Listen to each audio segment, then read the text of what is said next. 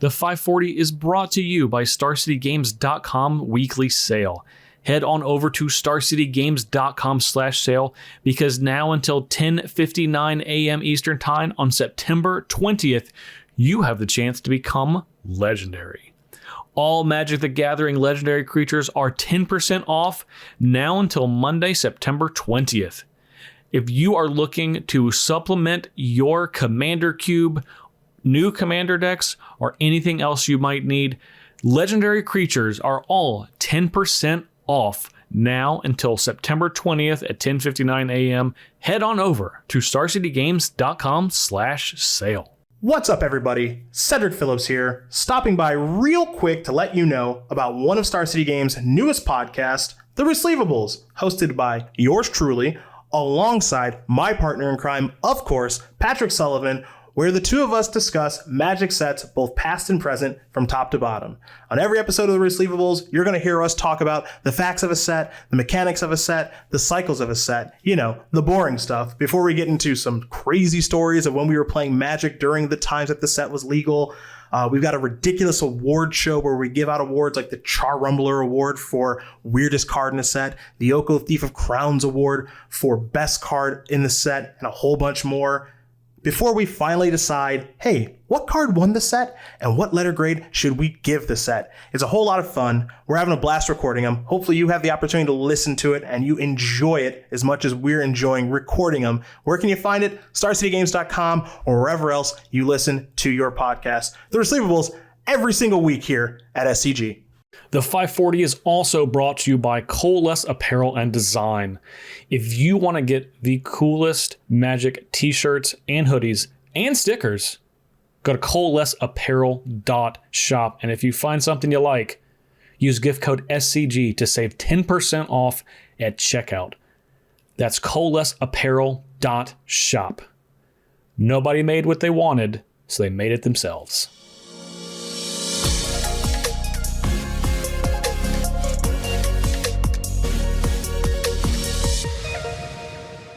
Welcome back, one and all, to the 540, where you have been very patiently waiting for Innistrad Midnight Hunt to come out, as it's been many, many years since a Magic product has been released, and we've been starved of new cards.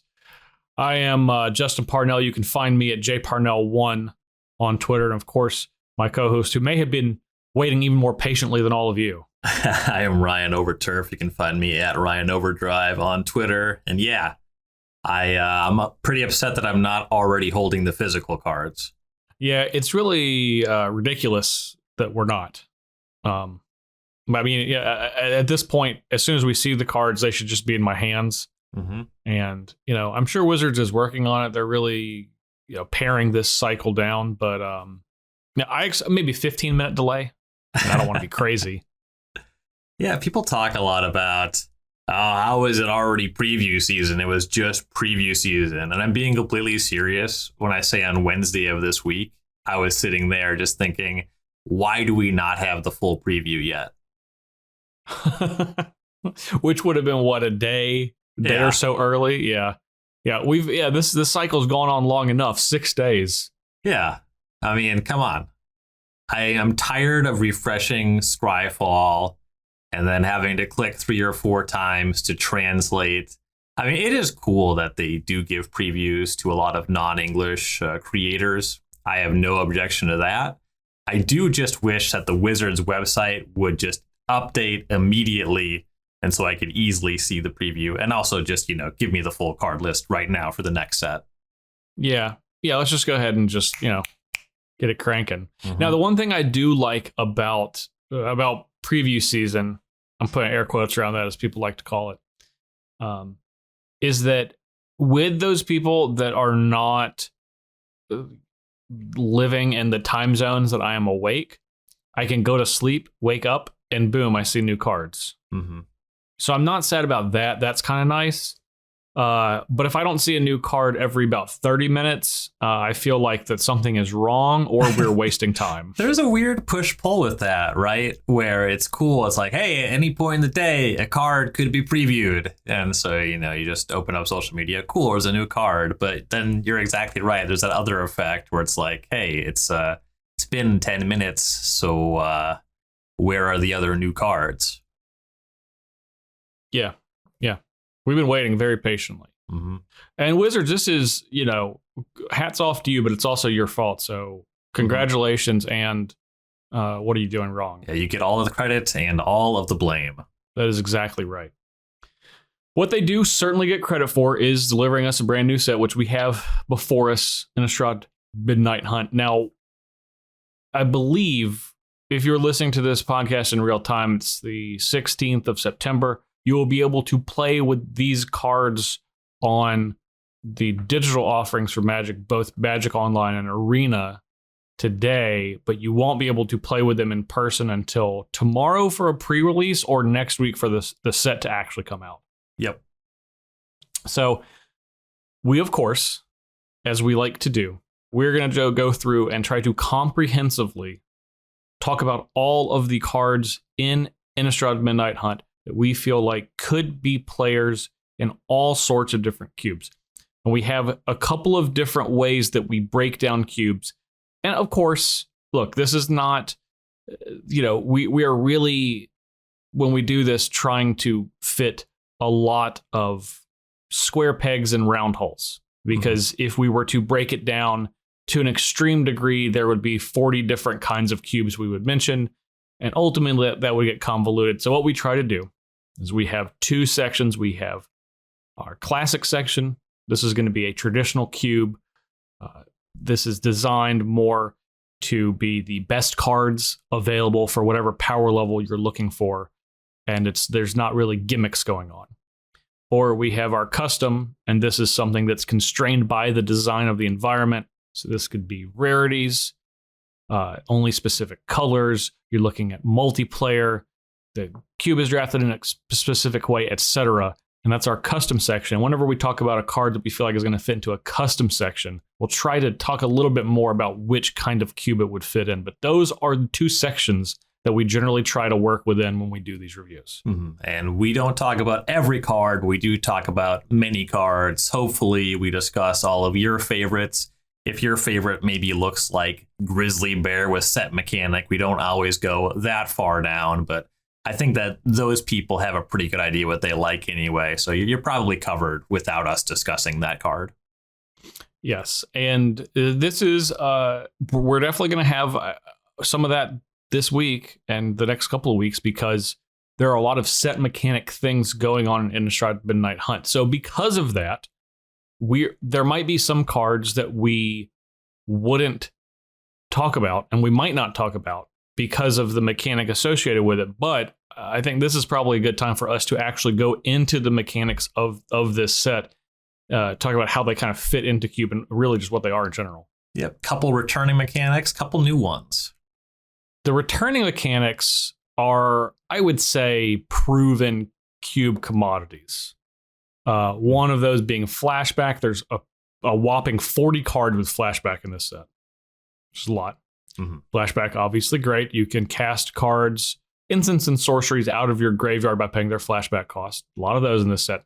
And then investigate. There's only 5 investigate cards, which Ryan and I were talking before the podcast. I hopefully, to me, that tells me that flashback, even though it has a lot of cards, maybe isn't going to come back in Crimson Vow. But if investigate only has 5, I'd say there's a pretty good chance that comes back in Crimson Vow. So investigate essentially just make a clue artifact token, which you can sacrifice to draw a card later. So those are the returning mechanics that we know and love and are very familiar with. And then we have a couple of new mechanics, all of which are kind of an interesting space for Cube in different ways.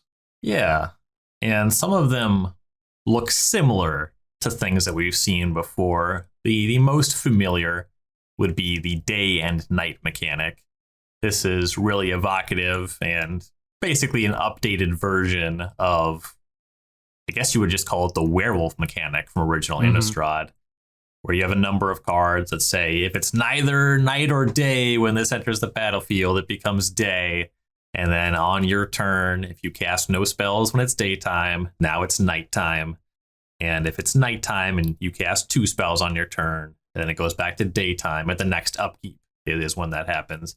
And these cards transform based off of its day or its night. And if you've already made it into day or night, and it is now currently night when one of these creatures enters the battlefield, then they enter on their night-bound side. So they're either day-bound or night-bound. And that's kind of the big difference between them and the original Innistrad werewolves, is if it is nighttime, they enter on the night-bound side.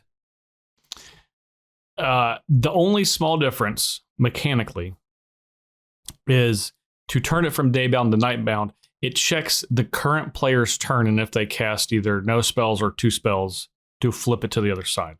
Mm-hmm. Yeah, that is a difference. It used to be both players had to pass. Or correct. Yeah. So it says any player casts no spells, it turns essentially to what would be the night side previously, or if any player casts 2 spells and it's night, it will turn to the day side. Now, the thing about this is, I think night and day mechanically is about 100 times better than the old werewolf transform deal. Because of that, and because of how these cards are designed for this set, you can make a easy comparison from the previous werewolves to these to make them work within the context of this mechanic if you wanted to do so within your cube. If you want to take Huntmaster of the Fells and you want to give it day-bound and night-bound, it's not really going to change the card at all. Well, you do have an interesting question to answer with Huntmaster of the Fells entering the battlefield when you're in night. Mm-hmm. Because if the card is currently printed, it would just be a 4/4 trample. And then it would do something when it transforms, but you wouldn't get a wolf or deal any damage when it entered the battlefield. So you can just say that that's the full thing. All right, well, it's nighttime. You don't get your wolf. You don't gain your life. But in theory, I do wonder if they were to errata that, if that card entered at night, if you wouldn't just get the 2 damage ability on enter the battlefield. I think that you would, because, I mean, it's the same, the wording on the front side of Huntmaster of the Fells is when this transforms into Huntmaster of the Fells or enters the battlefield, do the thing. On the backside, it just says when this transforms into whatever the backside of that card Ravager of the Fells. Ravager of the Fells. It just says when it transforms into Ravager of the Fells, do this thing. Because there's never a scenario for that card where it's going to enter the battlefield upside down, so to speak. So, I mean, I think, honestly, if I end up adding any cards that reference day or night in my cube, I will probably just personally errata these in my cube to do that. But I don't know. It's, errata is a weird thing. Yeah. Some people just absolutely will not do it. Although, generally doesn't happen. But of course, in the last year or so, we have had cards actually errata in a meaningful way that was released as standard set. So I don't know. This seems more to be like a flavor/fit errata than a functional errata. It's not changing the card necessarily. Honestly, I think if night and day existed previously, 10 years ago, they would have just used this, because I think it just is functionally a better way to set up this transforming mechanic. And as you will see, because we have white and blue cards that we're going to be talking about today, you can do more interesting things with day and night that doesn't have to do with werewolves. Mm-hmm. And that's not generally been the case in the previous 5 Innistrad sets for how things transform. Yep. Yeah, and whether you want to do some kind of errata or deliberately go out of your way not to use old werewolf cards, whatever, your cube, your solution, your rules. But just worth pointing out the differences anyway. Definitely. So we have a couple of other mechanics, one of which is Coven. Coven is a mechanic that says, if you control 3 or more creatures with different powers, and it's a keyword mechanic, which means it doesn't actually have inherent rules text. It's just kind of a reminder that flavorfully ties these together. Mm-hmm. So a card that we're not going to be talking about today, that I'm just to kind of give people an example of, is a Dual Craft Trainee. This is a white card. 3 and a white for a 3/3 human soldier with first strike. And it says Coven. At the beginning of combat on your turn, if you control 3 or more creatures with different powers, target creature you control gains double strike on turn. Now, this one triggers on combat during your turn. Some trigger at the end of turn. Some trigger in your upkeep. Some trigger when a certain thing happens. Some trigger on instance and sorcery whenever you cast a spell. Basically, it just says whenever it tells you that this is going to trigger, you need to control creatures with 3 or more different powers. So a creature with 1 power, 2 power, 3 power, etc. for that to happen. Now, in general, I don't like Coven collectively for Cube. I think it is a very, very win more mechanic, and it is better suited for traditional limited or significantly lower power, because a lot of times if you have 3 or more creatures, just in general, you're probably in pretty good shape. And the baseline creature that you're going to be getting for most of these Coven cards are not things you would want to be using unless you could activate the Coven ability. So puts them in a weird space for me. There's certainly a couple of Coven cards we're going to talk about, but I think a lot of them are a miss. Yeah, I broadly agree about the mechanic and what the incentives are. It's very much more fit for traditional booster draft, but that also means cubes that are more closely trying to emulate traditional booster draft. And kind of the big question for me, if you want to put cards that care about Coven, generally care about amassing a wide battlefield, making sure you're not putting these in a cube to get flattened by controlling decks that have access to some number of sweepers that just put you in the ground for trying. Yep. Yeah. As we have said, sweepers are often, we kind of feel like sometimes are hate cards for aggressive decks in cubes. So, and I think when you have a mechanic like Coven, you are pushing that more into that direction, because you're trying to play this mini game of putting 3 creatures on the battlefield with different powers and then getting to a game point where it allows you to do the thing you want to do. And a lot of times your opponents are just not going to give a shit and are happy to let you play this little mini game to further punish you at some point later. So Coven's tough. That doesn't mean that no Coven cards can make it. And I actually think that over this whole set, there's going to be 1 or 2 that we will probably talk about positively, but I think a lot of them are going to be really difficult to fit in. Yeah. And then Ryan, what's the last mechanic? Our last mechanic is Disturb, which is not exactly flashback for creatures, but the way the mechanic works is if you see the keyword on a creature, it's an ability you can activate if that creature card is in your graveyard. You pay its Disturb cost and return it to the battlefield, except it is transformed. So their front side you cast from your hand, the back side you Disturb to cast from your graveyard, and then there'll be some different creature when you pay the Disturb cost. And then all of them have this text that if they'd be put into a graveyard from anywhere from that transformed side, the Disturb side, you exile them instead to stop you from continuously disturbing them. Yep. And I was hoping that we were going to get 1 card with Disturb that didn't have that text on it, but alas, it was not to be. Probably smart, but I wanted what I wanted. Yeah, that's the kind of thing that not terribly just surprised to see them play it safe, but sometimes it is more fun when things get dangerous. Yeah, just once. I just wanted one. Just wanted a taste, Anyway, so that is really what's going on in Innistrad Midnight Hunt, and ultimately we're certainly going to talk about all of these mechanics over the course of cards for the next few weeks. So, Ryan, are you ready to get started with white? Oh yeah, I'm so ready. All right, let's do it. We're going to take a quick ad break and come back and talk about all of our favorite cube cards for Innistrad Midnight Hunt in white.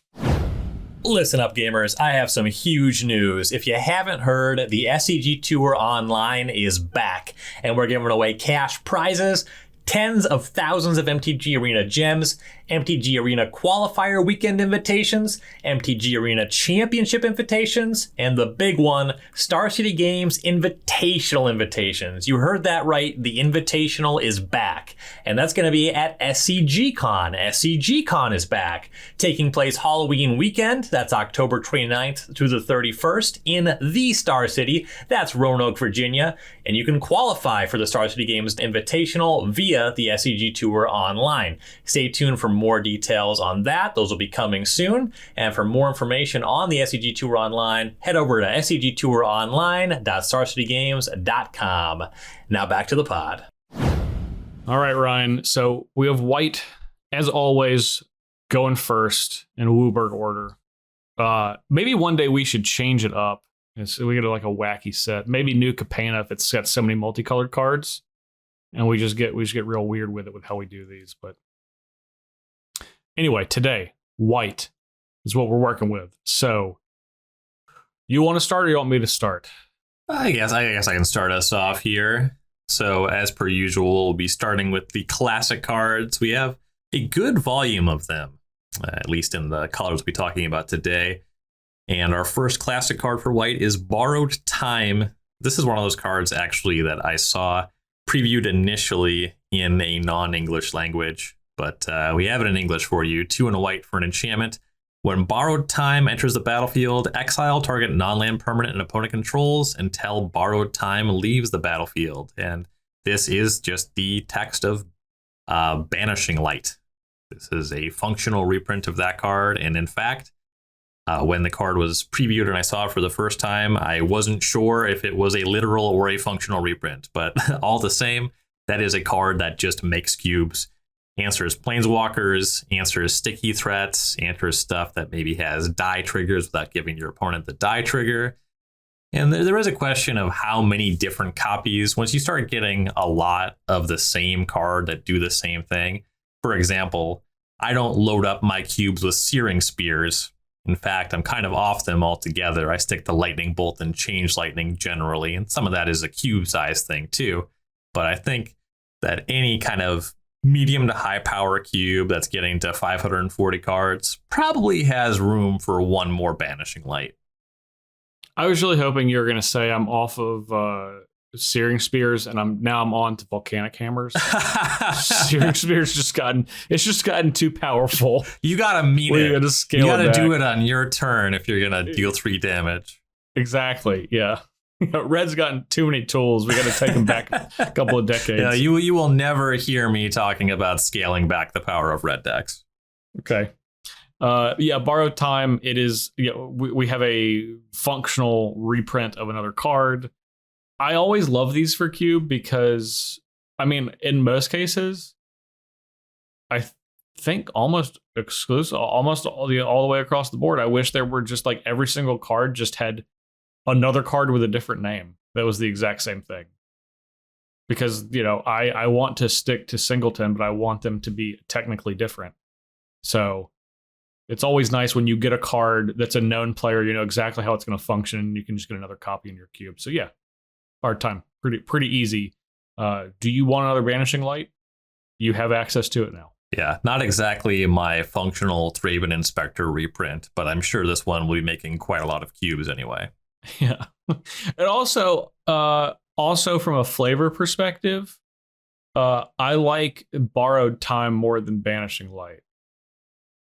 That's neither here nor there, but if I had to choose between the two, I would choose Borrowed Time. Yeah. So you probably get some disagreement there. You clearly see Teferi in the art. People have mixed feelings about Teferi. I actually think that the Teferi in the Innistrad set here, Midnight Hunt, is pretty tame, but we'll get to that when we get to it. Yes. Yeah. I think people just have PTSD on seeing a Planeswalker with that name. Yeah. Yeah. All right. Next card up. This is our first day and night card. It's first of a couple, but this is Brutal Cathar. This is a 2/2 for 2 and a white. It is a human, soldier, werewolf. 3 good creature types, or 2.5, depending on who you are. Whenever this creature enters the battlefield or transforms into Brutal Cathar, exile target creature an opponent controls until this creature leaves the battlefield. So the majority of that text is just Banisher Priest or Fairgrounds Warden, however you'd like to put it. It's a 2/2 for 2, however, easier to cast than Banisher Priest, and as we're going to see, has some major upsides over Banisher Priest, because this also has Daybound, which, as we mentioned, if it is day, this is going to enter the battlefield as Brutal Cathar and then nab a creature and steal it until it's gone. And then when it transforms, when it goes to night, this is going to turn into Moon Rage Brute, a 3/3 for 3, a red creature, a 3/3 for 3 werewolf with first strike and ward, pay 3 life. So ward, as a reminder, if an opponent is to target this with a spell or ability, they have to pay 3 life or that ability is countered. So whether you get this during night or during day, if it's day, you're going to get a creature. If it's night, you're going to get a very good 3/3 for 3 with first strike and ward for your mana. And then whenever it transforms back into Brutal Cathar, it's going to nab a creature anyway. Mm-hmm. This card is super sweet. This is probably the best Banisher Priest ever of all time that's been printed. So that for cards, for cubes that had Banisher Priest in it, that's interested in having cards that have printing on both sides, this seems like a pretty easy slam dunk for those cubes. And then probably it starts to become more of a consideration if a card like Banisher Priest is on the outside looking in for your cube.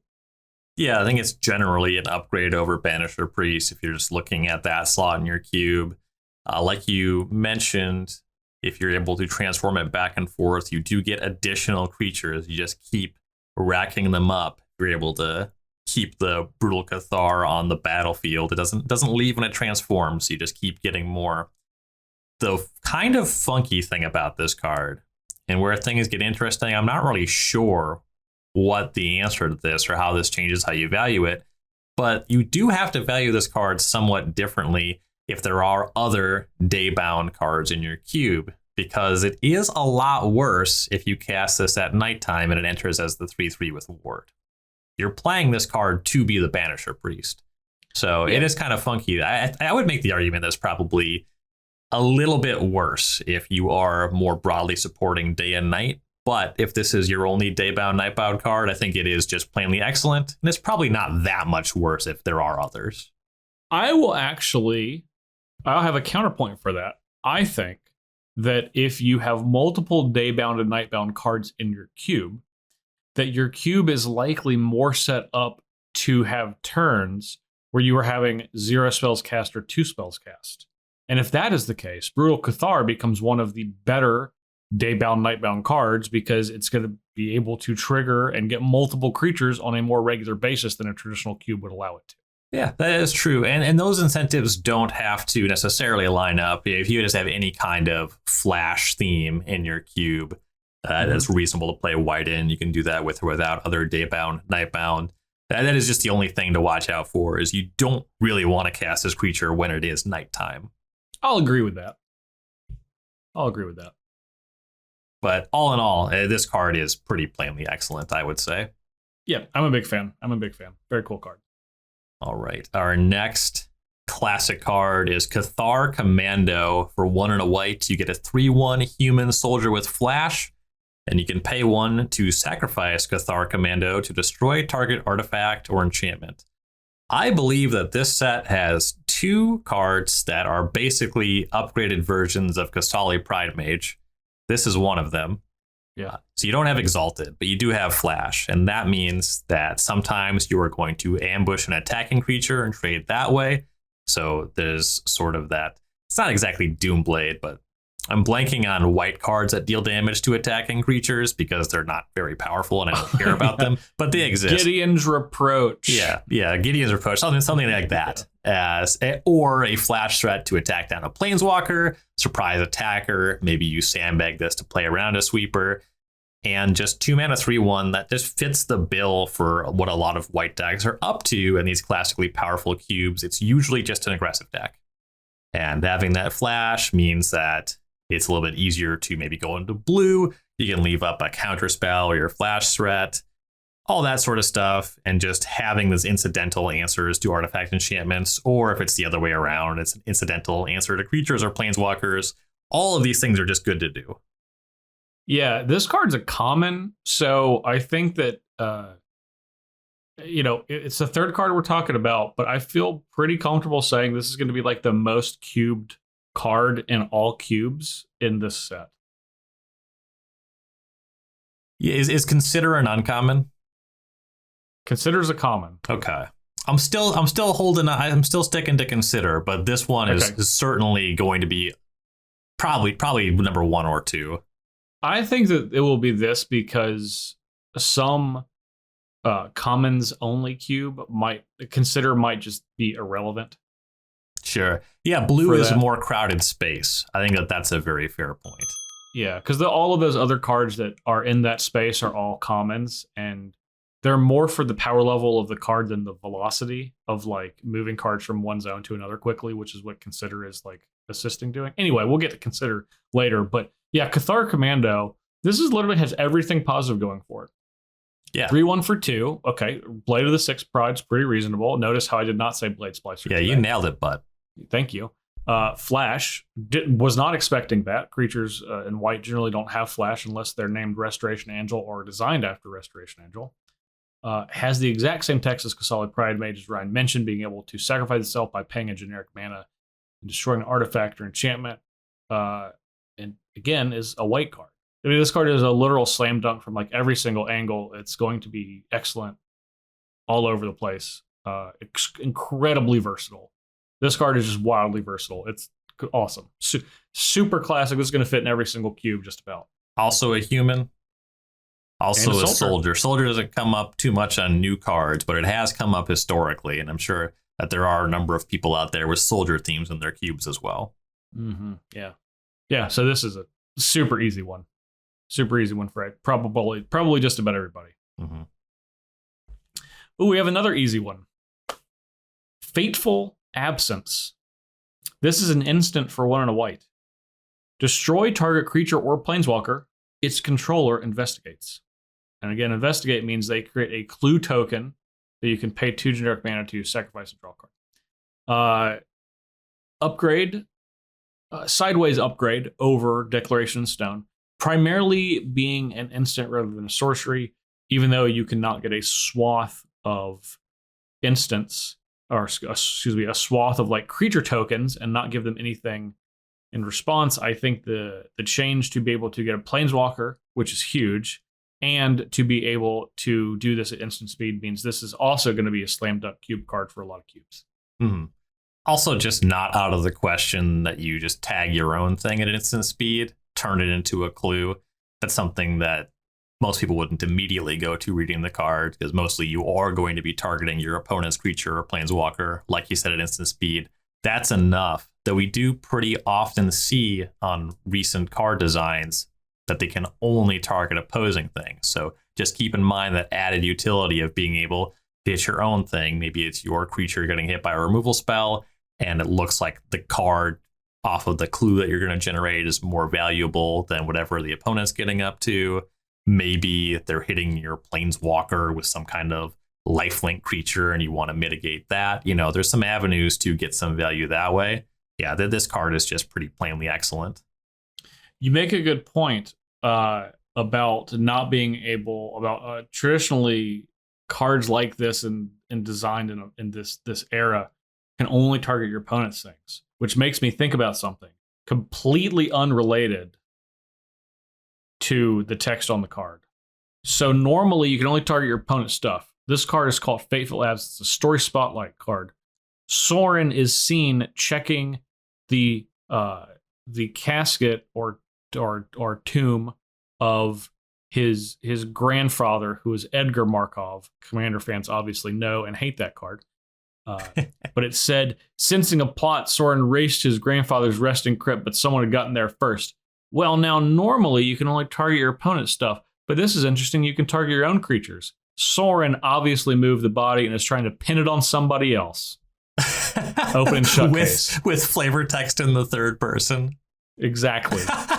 That's a diabolical scheme, Justin. Sorin is like that. Like, he is very uppity. Okay, he would talk about himself in the third person for sure. All right, fair enough. I also just never connected that Edgar Markov and Sorin Markov were related until you just said it out loud. So my Vorthos power is growing. Excellent. That's what we always like to hear. All right. Yeah. So this is a pretty easy one. This is a great card. Gonna make a ton of cubes. Solid white removal spell.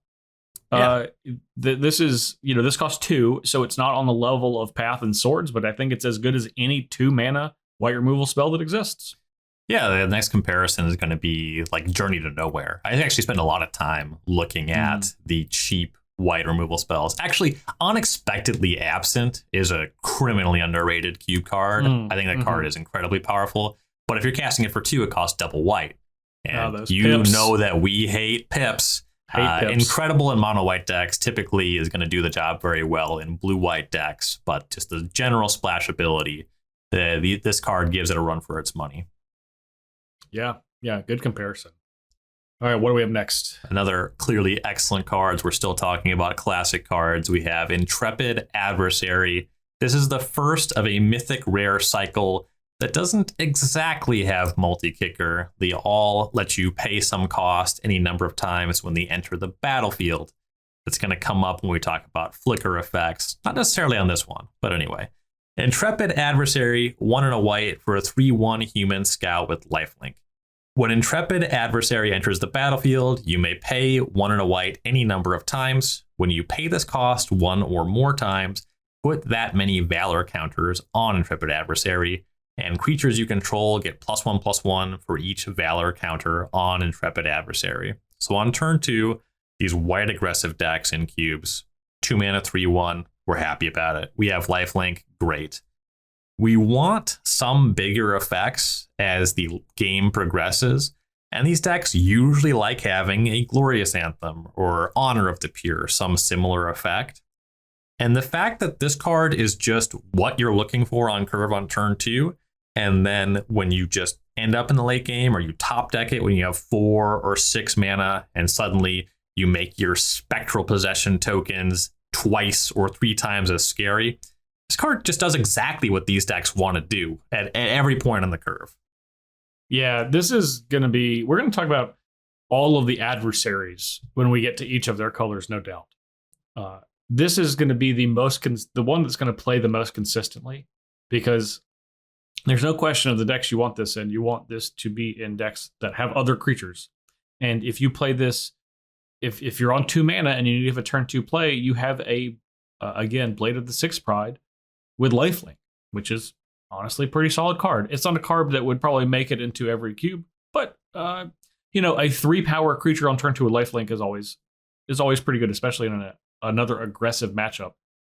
And then later in the game, this is a card especially of all of the adversaries, I would want to pump as much mana as I could possibly do to put this onto the battlefield with all of those Valor counters, because unlike the other adversaries, some of them don't scale as well, this one scales incredibly well, and it's only 2 mana to do the multi-kicker effect. So playing this on turn 6 and double Glorious Antheming your team is a massive deal. And then it's also a 5/3.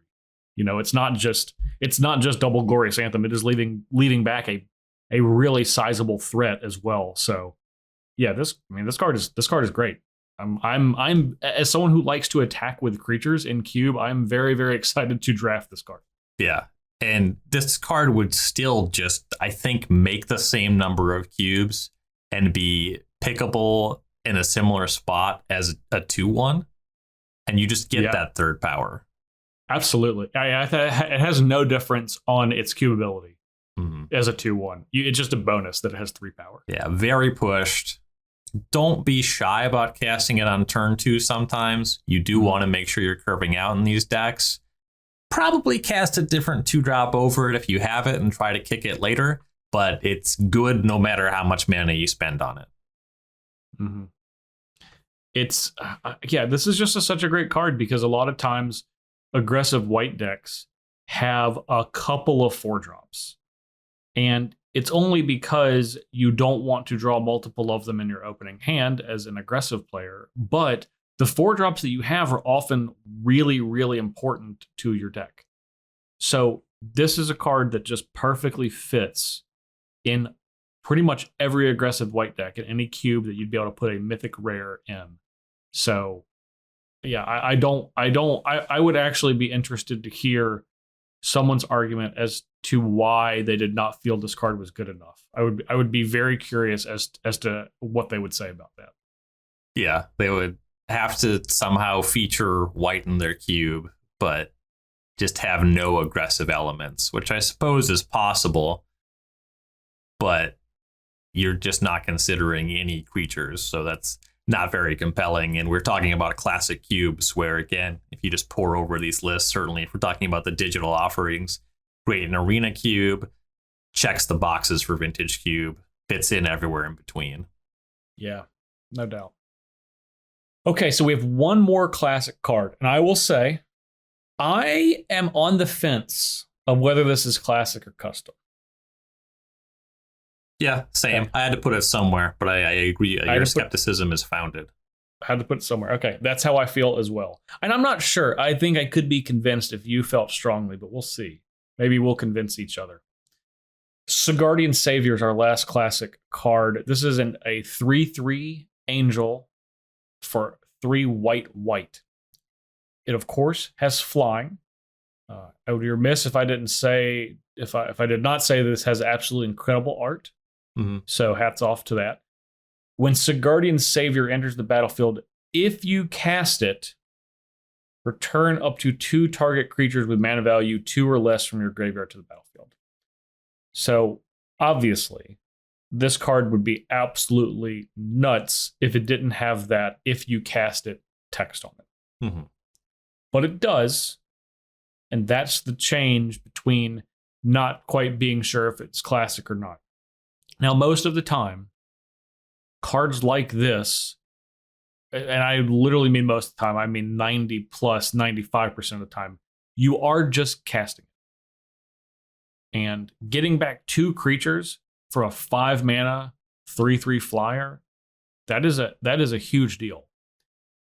For any semi-aggressive deck, being able to rebuy some of your early plays and just put a wide battlefield together by casting a 5 mana value card, that's going to be a big swing in a lot of games for any deck that really has this card. And of course, you're only going to put this card in your deck in most cases if you're able to get that value of returning 2 things to the battlefield. But the downside is a popular theme in white is often blinking your creatures, and this card unequivocally fails on the blink your creature test. Mm-hmm. And that's actually part of why, in a roundabout way, I put this in classic over custom. Because if we're talking about a creature where you want to blink it or finesse it in some other way, maybe as part of a birthing pod strategy, just some way to really exploit that creature, play a value game, this card just falls flat in comparison to Revelark. Mm-hmm. But when we were talking previously about a number of aggressive 2-drops and decks just generally wanting to curve out, that's really the classic recipe for the white decks in Cube. And I think if we're just talking about a deck casting creatures on curve, I think this one that generates more bodies really fits the mold there, especially talking about how you overcome the weaknesses for those decks. It's fine if you play against an attrition deck and you cast Revelark for 5 mana. It's a lot better to cast this and get the 2 bodies back right away, because that means your opponent needs a answer to multiple bodies. In particular, I'm really envisioning getting back Selfless Spirit, and that can fight an attrition game, whether it be your opponent engaging in combat with pinpoint removal with sweepers. And I think that this is a 5-drop that I would realistically play at the top of the curve in those decks where in Vintage and Legacy Cube, I'm not touching Revelark for those decks. I'm not giving Baneslayer Angel a second look as anything except for a sideboard card against red decks. And this is a card, it's not on the level of Solitude. That's the one I'm going to play every time, but that one costs 0 mana. It doesn't cost 5 mana all the time. And I'm really glad that you brought up Revelark, because I think that is an easy comparison to make when you look at this card. And people, and I am absolutely in this group. So when I say people, I'm including myself. People get very caught up in the value and the I guess durability that Revelark offers in the face of grindier games of Magic. But what Revelark doesn't offer that Sigardian Savior does is getting your opponent dead quicker. And like Ryan was saying, that is the thing.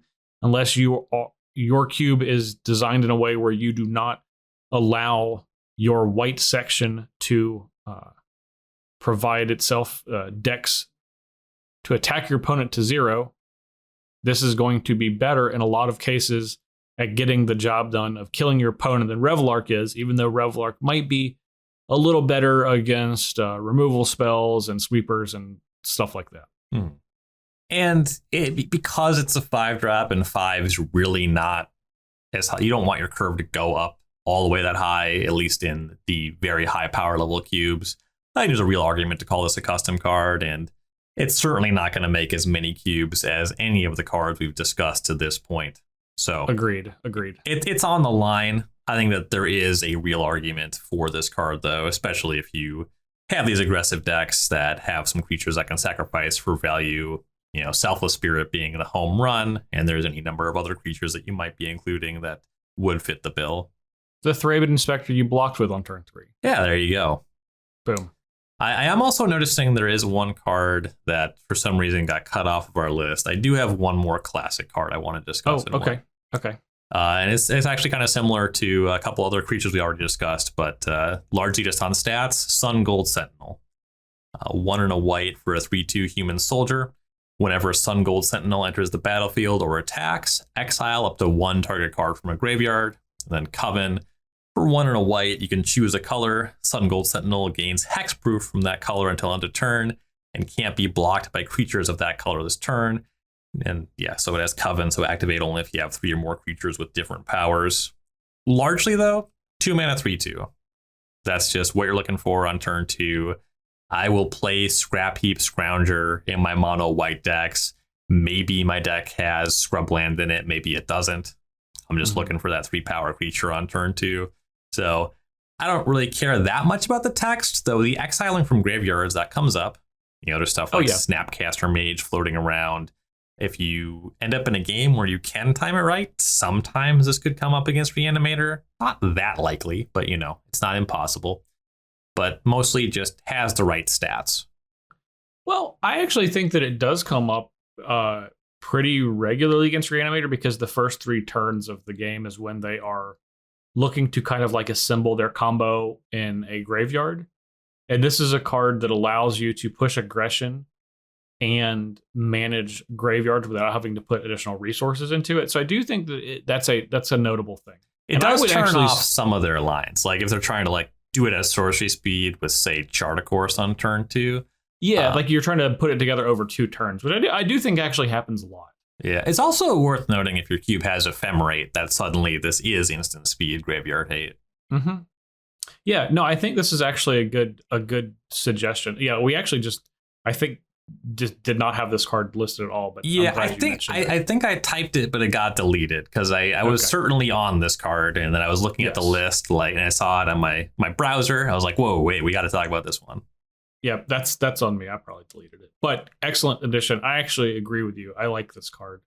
And this is we were talking about Coven earlier, and I think this is the first Coven card that we've talked about. This is a pretty powerful ability, and certainly one that encourages you to try to diversify a little bit.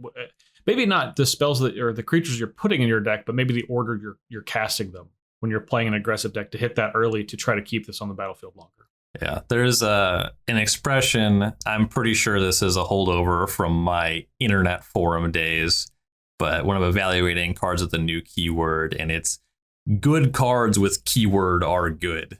So Sun Gold Sentinel isn't put over by the fact that it has Coven.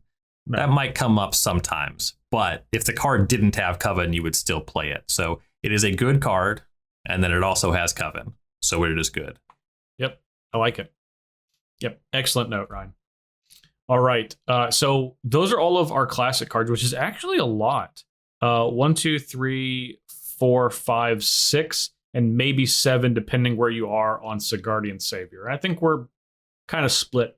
With a, I guess with a gun to my head, I would choose Custom, but that's one that I would want to put some reps in on and see how it performs. Yeah, I'm not rushing to put it into any of my cubes. So take that as you will. That's probably going to be a mark against putting it in the classic category.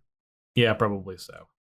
All right. So our first custom card is Adeline Resplendent Cathar. This is a star 4 creature, legendary human knight, and you can cast it for 1 white. It has vigilance. It says Adeline Cathar, Resplendent Cathar's power is equal to the number of creatures you control. So always 1 because it's going to count itself. Whenever you attack, for each opponent, create a 1/1 white human creature token that's tapped and attacking that player or planeswalker they control. So this seems pretty obvious. This seems like an excellent card in a multiplayer cube because you are putting up to 3 creatures onto the battlefield anytime that you attack with any creature. You don't have to attack with this one. You can attack with any creature and you're getting that ability. But because of that, we have definitely seen other creatures before. I mean, Brimaz comes to mind as one, where you have to attack with that creature. And this is a 3/4. This actually reminds me a lot of Brimaz, a 3/4 with vigilance. Whenever it attacks or blocks, you put a 1/1 white cat into play, tapped and attacking. Now, I don't think Brimaz is that great. Personally, I think that card's time of being good was quite short-lived, but I do know that that's a card that still sees play at a number of cubes, even currently. Yeah, the comparison to Brimaz is kind of impossible to avoid. Difference is that Brimaz static 3/4, which I would say is preferable to relying on controlling other creatures, because it's fine if you're just attacking and getting the tokens and scaling that way, but you run into that problem of overcommitting if you're trying to cast other creatures to pump this one. You end up walking into more sweepers where the whole idea of these army in a can cards is to be good enough on their own. And like you said, Brimaz has not aged well. Arguably wasn't even all that great when it came out. It's That's fine. what I was going to say. It's fine. I got a lot of flack. People would harass me a lot when I would stream Cube and I would talk shit about Brimaz. But like, listen, it's just not. You can love the cat. That doesn't mean the cat is good. That is definitely the era when white players needed to really look in the mirror and say, I understand this is what I have, but is this really what I want? And that was what you had at the time. And it's okay. I was in the same boat. I tried it and I really wanted it to be good. And I was just like consistently unimpressed. Like it was never bad, but it was like, this card looks like it should be a lot better and it doesn't play. It's fine. There's just a lot of different good white 3s, and they tend to all have better abilities than just stuff that's better at attack and blocking. Yeah. And the big thing about Adeline is that human creature type, both on Adeline and on the tokens. So if you're doing humans tribal, I think there's some real things to like about this card. Broadly, it and Brimaz are both stinkers. Unless multiplayer cube, then this card is great. Yeah. Especially if you got a sacrifice theme, like the multiplayer cube, making the 3 tokens and just getting busy with them right away. Yeah, that's super sweet. All right. What do we have next? We have Ambitious Farmhands. This is a transform card. For 1 and a white, you get a 1/1 human peasant. When Ambitious Farmhand enters the battlefield, you may search your library for a basic plains card, reveal it, put it in your hand, and then shuffle. And then this transform ability requires you to have Coven, but if you do, you can pay a 1 white and transform it. So again, we're looking for 3 creatures with different powers, 3 or more rather. And then it transforms into a 3/3 lifelink. So I think that 1 and a white 1/1 that goes and finds a basic plains, that's just going to make some cubes. Certainly, this is an uncommon. This is fine in peasant. If this was a common, it would be a slam dunk for Pauper.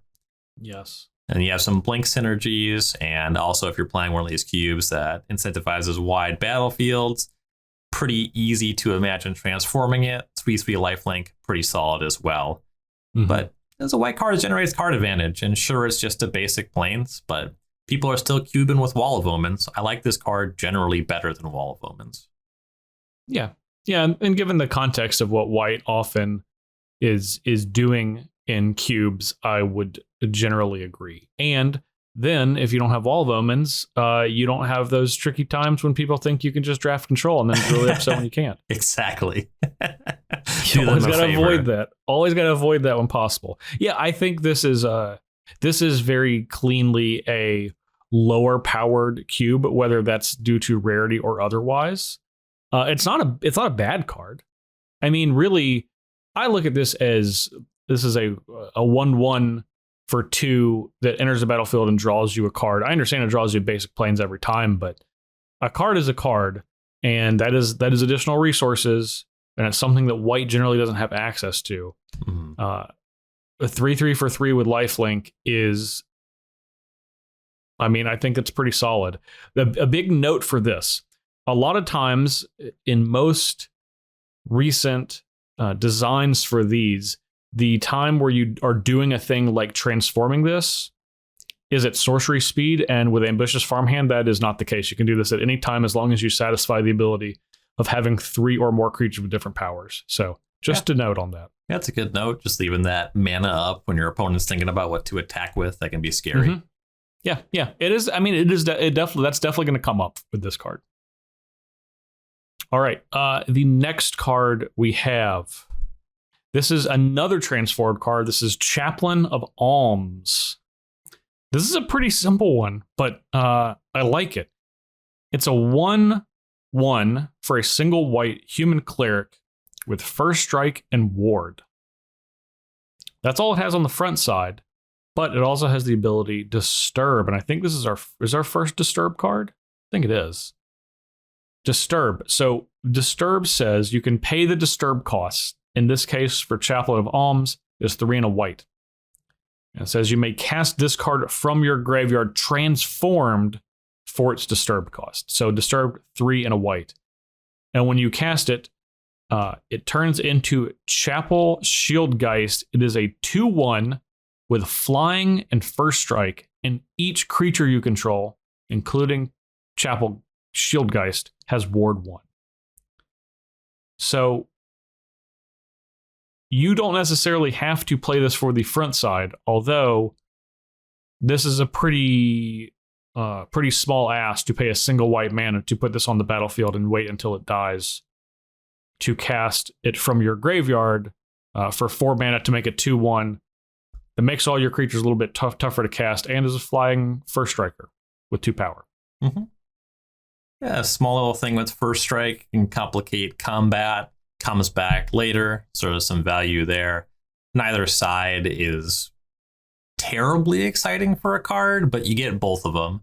This is really just the history of the flashback mechanic, right? Like, if the front side is just on rate, cool, yeah, obviously that's a great card, but typically flashback cards show up because you do 2 things. There are 2 cards, and even if they're not the card you would be happy as playing on either point of the curve, either the 1 or the 4, the fact that both you have access there, or you could discard this and then just have that card disturbed out of your graveyard as kind of a free roll. That's excellent. It's a human, it's a cleric.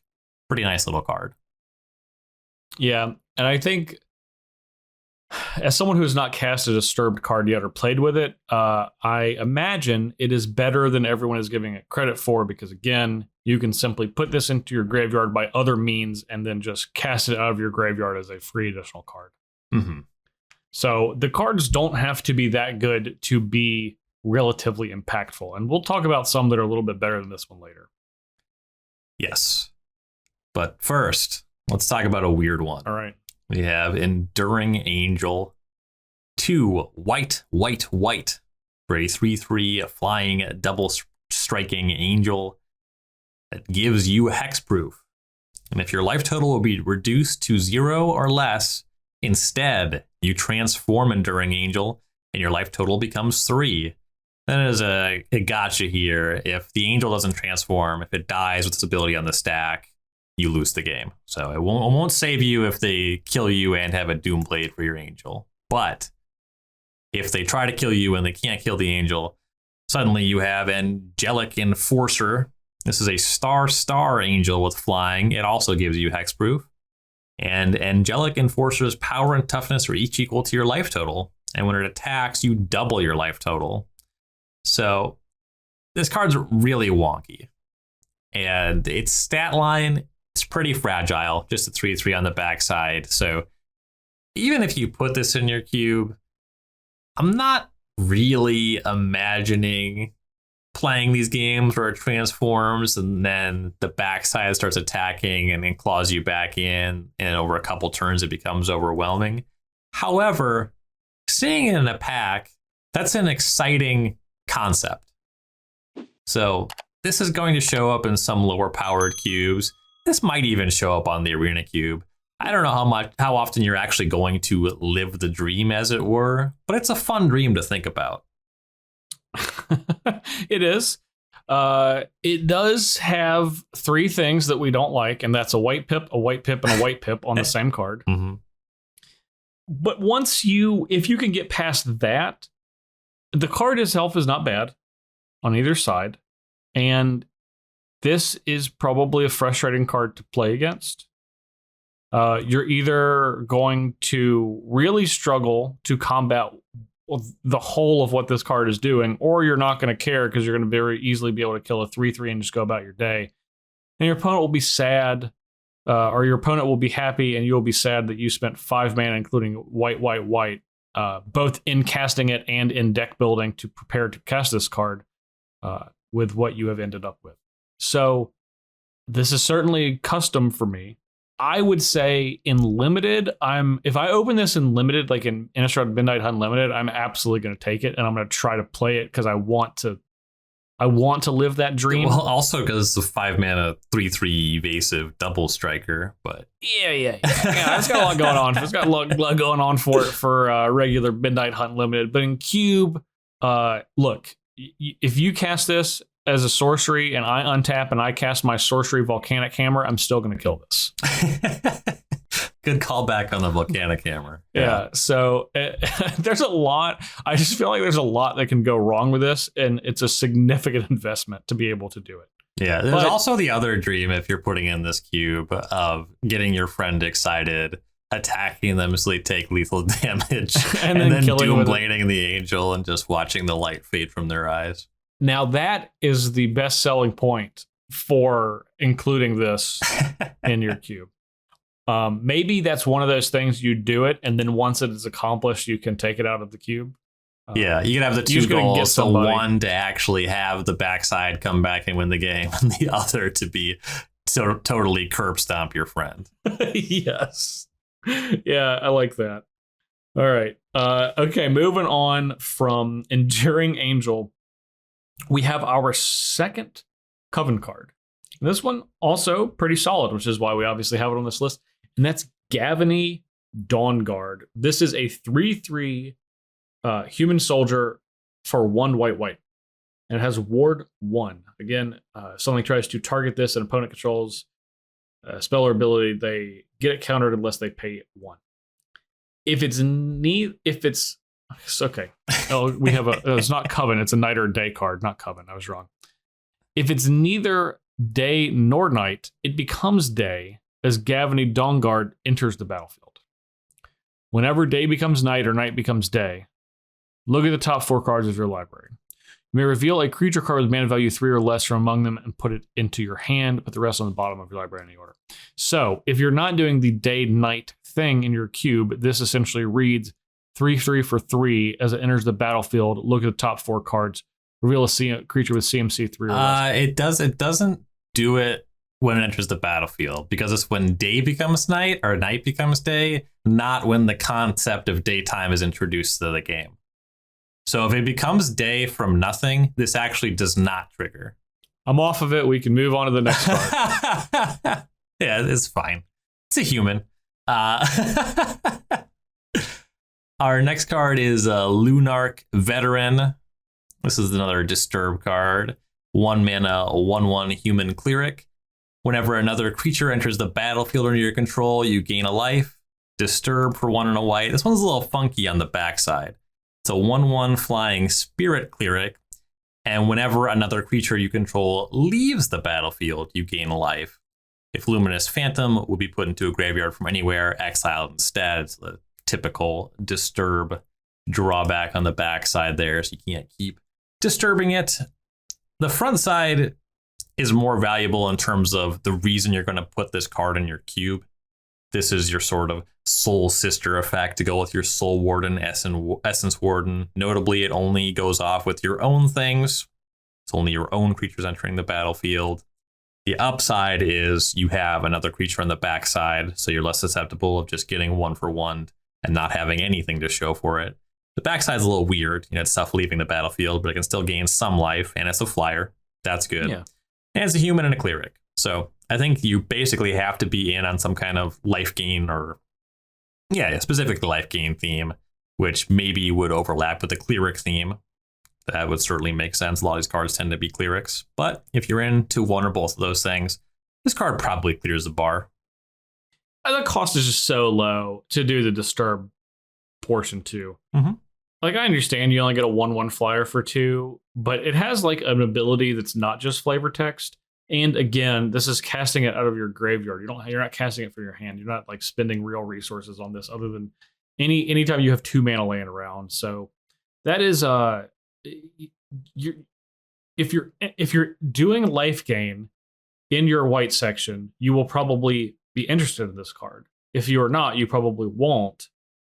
Even though it's not as powerful as your other Soul Sister like cards, it does provide some additional utility that they don't offer, and that probably puts it right into the group with them. Mm-hmm. Yeah, also, unless you're really doing a ton of different things with white, and then you also have the Soul Sister, you're probably pretty interested in increasing the volume of 1-mana creatures for that deck. Mm-hmm.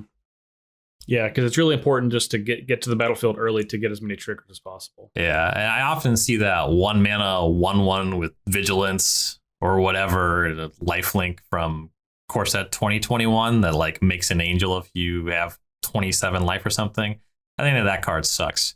I think that this card is more likely to do what you want to do for those decks. Whenever you play that card, you always have the dream of like, yes, I can attack with this and activate it. And it's like, well, yes, if your opponent has absolutely no creatures on the battlefield, you get to do that. All right, next card. This is another common. This is Search Party Captain. This is a 2/2 human soldier for 3 and a white. But it says this spell costs 1 less to cast for each creature you attacked with this turn. So you can reduce it by up to 3. And it just simply says when Search Party Captain enters the battlefield, draw a card. I really like this for Pauper Cubes, as they are often about card advantage and really board control. And this is something that allows you to play a 2/2 for, I would say you're rarely going to cast this for 1 and you're rarely going to cast this for 4. And it's going to replace itself and provide a 2/2, which is kind of, in most of those cubes, the minimum requirement for a body to make an impact on the board.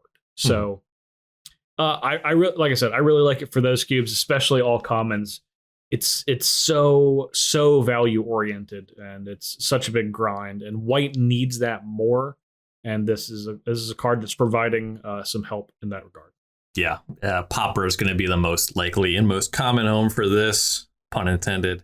And just to get into the math a little bit, because it costs 3 and a white and it's reduced by 1 for each attacking creature, you're not casting this on turn 2 at a discount. You're going to have to wait until turn 3, unless you're, I don't know, casting Ornithopter or Memnite or Phyrexian Walker in your cube. That'd be weird. It would also be weird to have this card in that cube, because I assume you're doing something extreme.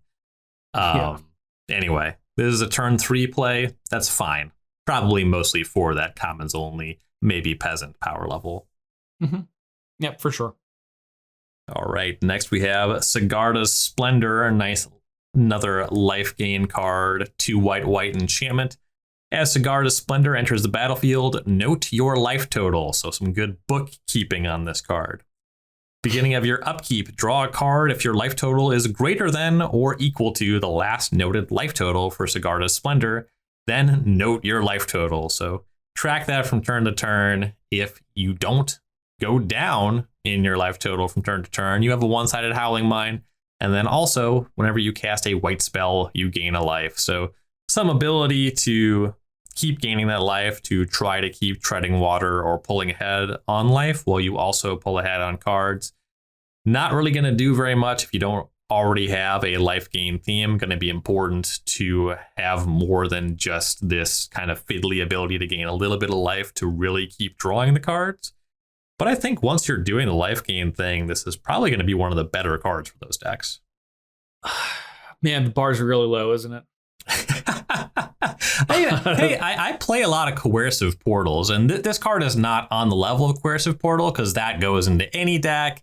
It's always the one-sided Howling Mine, but a one-sided Howling Mine is worth 4 mana if it works.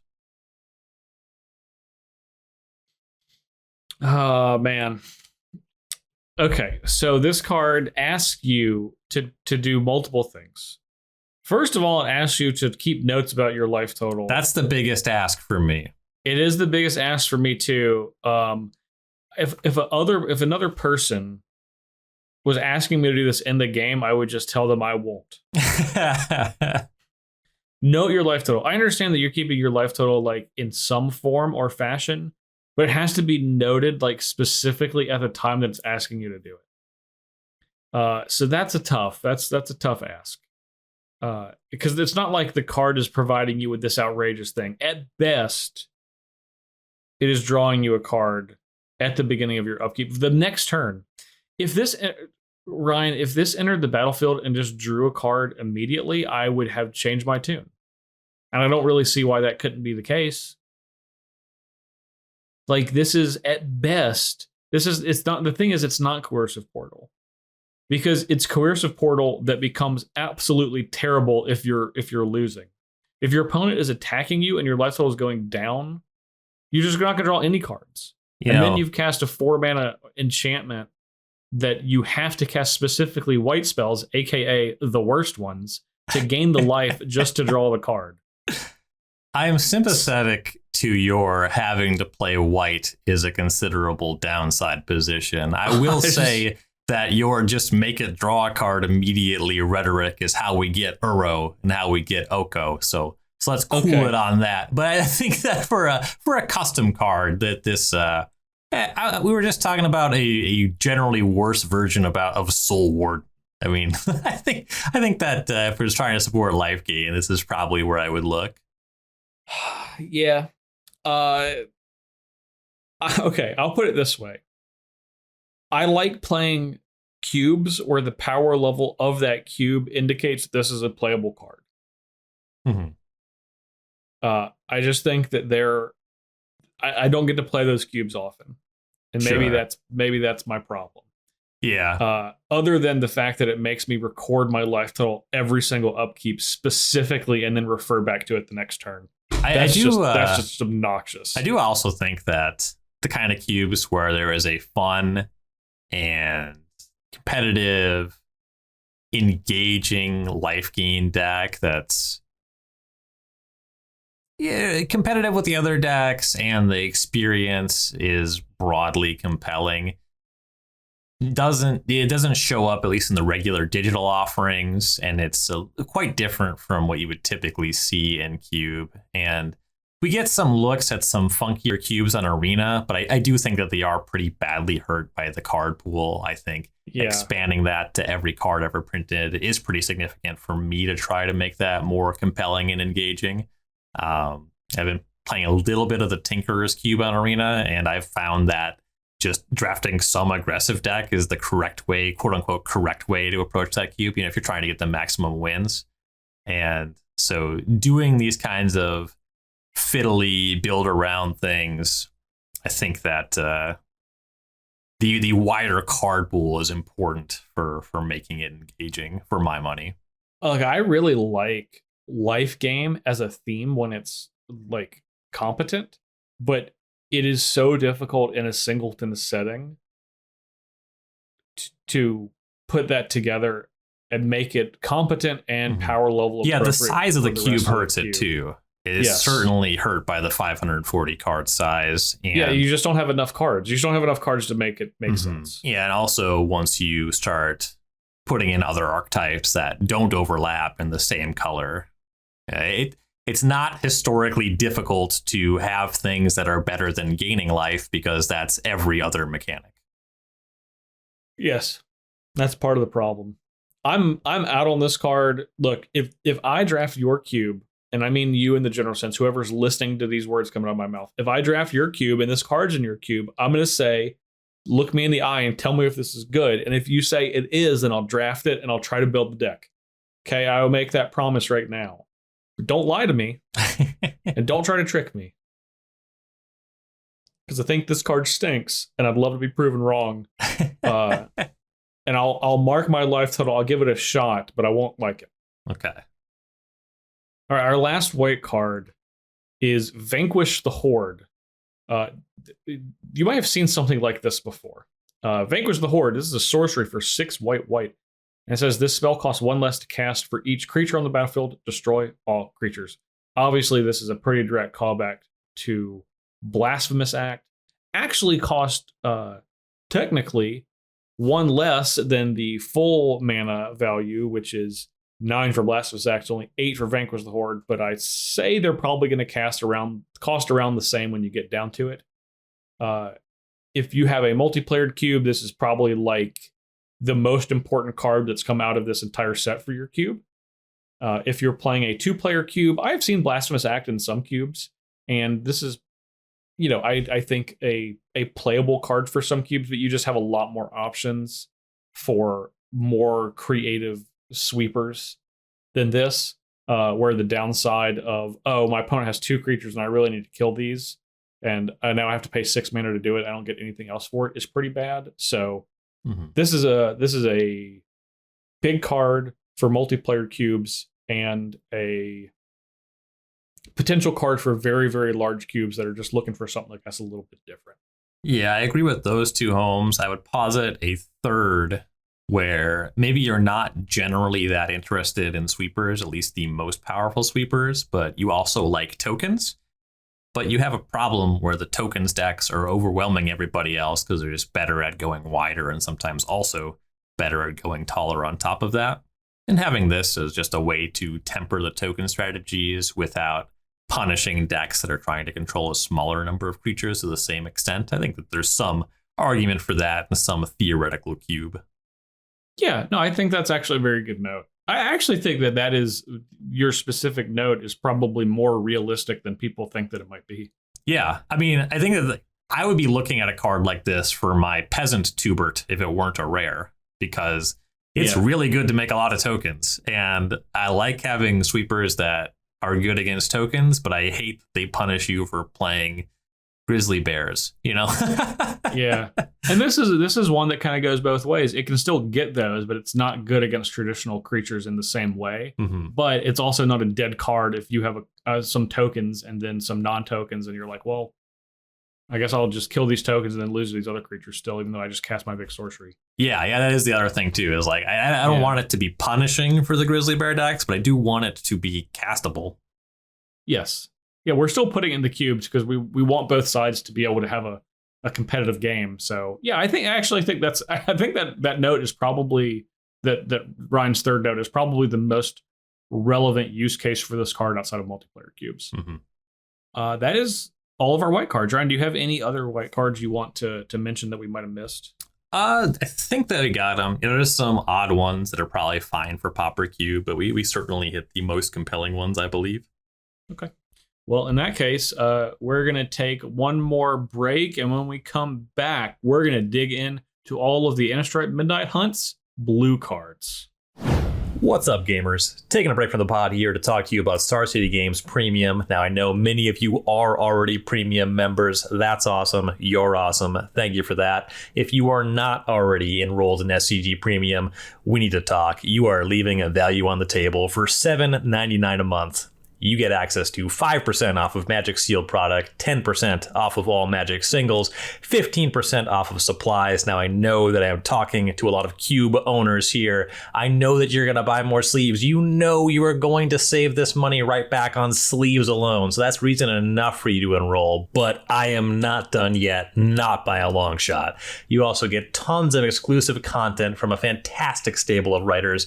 We're talking about Jerry Thompson, Paulo Vitor Dama Rosa, Patrick Sullivan, Autumn Burchett, Brad Nelson, Sheldon Memory, Ross Merriam, Todd Anderson, Shaheen Sarani, Michael Majors, Ryan Sachs, Ari Lax, Dominic Harvey, Cedric Phillips. The list goes on and on. My stuff, you can get that every week for free. You're welcome. But now I am asking a favor. Go ahead, get enrolled for SCG Premium. Go to starcitygames.com/join-premium. Sign up today, and let's get back to the podcast. All right, Innistrad Midnight Hunt. We are done with white on to blue. So, Ron, I know you are a big fan of the first classic card we're going to talk about. So I'll let you introduce us to this one. So we're opening up with Consider. 1 blue for an instant. Look at the top card of your library. You may put that card into your graveyard, then draw a card. So it's basically opt, and you surveil instead of scrying. You don't literally surveil, so don't think about queuing off of any synergies with that incredibly parasitic mechanic, but you can put the card in your graveyard, and I just have Mental Note and Thought Scour in the Tempo Tubert, and I think that those are fine cards to put in a number of cubes if you're doing Spells, Matter, and or Delirium. And Consider just has more play just in any deck. This is a fine card just to play. You maybe go over a land into your graveyard. It's not on the bottom of your deck then to get shuffled back in or anything like that. Or if you care about card types, you're specifically looking for something to mill into your graveyard that's of some value. I think that it's just generally better than all those cards, Mental Note, Thought Scour, and Opt. Being an instant, you can't draw the direct comparison in terms of what a cantrip does for you. It doesn't have the same power as Ponder or Preordain, but it's right there. It's nipping at their heels. Yeah. I think that this is like a really middle ground, kind of what you're saying, a middle ground 1 mana cantrip, especially within the context of traditional cubes. This card is, in my opinion, more broadly cubable than something like Thought Scour, but it is less powerful in the context of the cubes that care about it than a card like Thought Scour, if that makes sense. Mm-hmm. Yeah. For like Delve, you're going to want Thought Scour to get the full volume of it. Exactly. But then if we're looking at just generally historically powerful cubes, there's a number of things that play out of the graveyard. And I'm not saying it's going to happen often, but Consider is going to make those cubes more than Thought Scour is. And then sometimes you do just happen to consider over your Gristlebrand, and then you're off to the races. Yeah. This is exactly, for a cube that has that cares about having 1 mana cantrips, this basically exactly clears the bar for me, where I feel like a lot of times Opt does not. Because when you have the ability to proactively put a card into your graveyard that you actually want your graveyard, not because you're clearing it off the top of your deck, that is something that Opt is never, ever, ever able to do. Mm-hmm. And then the other times, this is still providing you a little bit of flexibility with essentially a scry and drawing a card. So this is, I think, clearly more powerful than Opt in most cases, and has just the smallest bit of extra functionality, which pushes it above that and into the group of these are good cantrips for cube. Yeah, and that card selection, the fact that you are looking at a card, you can choose not to draw it in some way, is going to put it over Thought Scour and Mental Note for most cube considerations. And then I've been pretty big on Delirium and cube for some time. I'm a pretty big fan of Grim Flayer, Traverse the Ulvenwald. Once you get into Delirium, that makes your Tarmogoyf a more cubable card. Ishkana Graph Widow I love, but the two ones that more people are going to be turning their eyes at are Unholy Heat and Dragon's Rage Channeler from Modern Horizons 2. Yeah. And if you're playing those, Consider's ability to put a card into your graveyard as well, as opposed to Opt, is going to be significant for the decks playing those cards. No doubt.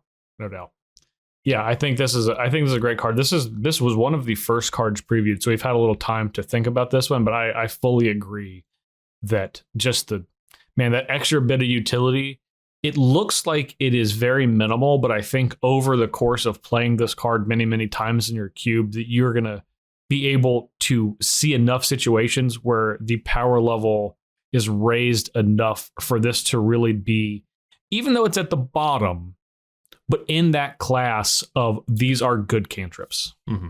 And the more your cube cares about the graveyard, the more that surveil-esque ability is going to matter for you.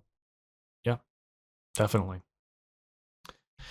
Well, speaking of things that want things in graveyards, our next classic card is, I'd say, one of the most fun cards in the set. I think potentially one of the most fun cards in the set.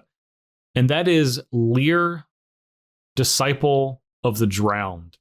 This is a 3/4 human legendary creature, human wizard for 3 blue. And it has the text, spells can't be countered. Yours nor your opponent's, just spells in general. Lear does not like when counter spells are cast. And each instant and sorcery card in your graveyard has flashback. The flashback cost is equal to that card's mana cost. So this is just broadly creature passed in flames, but it grants it to all of your instants and sorceries at all times. I was actually going to make a comparison to Cast Dissident Mage. And part of it being that spells can't be countered is actually a drawback on this creature. Because first you do have to resolve your 5 mana creature. This card can be countered. And then it means you can't use it to flashback counter spells on your opponent's stuff in a meaningful way. But I think that's a feature, not a bug. Yeah. It's an intentional drawback. And it might look like power, but it's actually the opposite, the illusion of power. But continue what you were saying. Yeah, no, I was going to say exactly that this card would be absolutely nuts if it did not have the spells can't be countered line, because then I would just make sure to draft it in a deck with just a handful of counter spells. Yep. That's all you would really need to do. I mean, it's still going to be sweet flashing back Mystic Confluence and Cryptic Command with this card, no doubt. Mm-hmm. You're not going to get the primary mode that you're going to use most often, but those cards are often fine. I like this card. I wish for Cube specifically, that this costs 4 mana. Yeah, I think that this card's already a little bit offensive to fans of Cast Dissident Mage. It's just like being 3 blue. It is just way more castable, a lot easier to justify a blue card than a 3-color card in a lot of cubes. Definitely. At 4, this card would be nuts. I waffled a little bit on Classic or Custom with it costing 5 because there's plenty of stuff that's very powerful to do for 5 mana. I think ultimately you can't argue with the ability to untap with this card and do something very powerful. Yes, and that is definitely true. Yeah, I agree. I think that this is the card we have as classically designated that could fail to reach that because of its casting cost. However, if this card did cost 4, I think we could make an argument that this is the most impactful card for Cube in the entire set. So that's to me, that's the massive difference between 4 and 5 mana for this guy.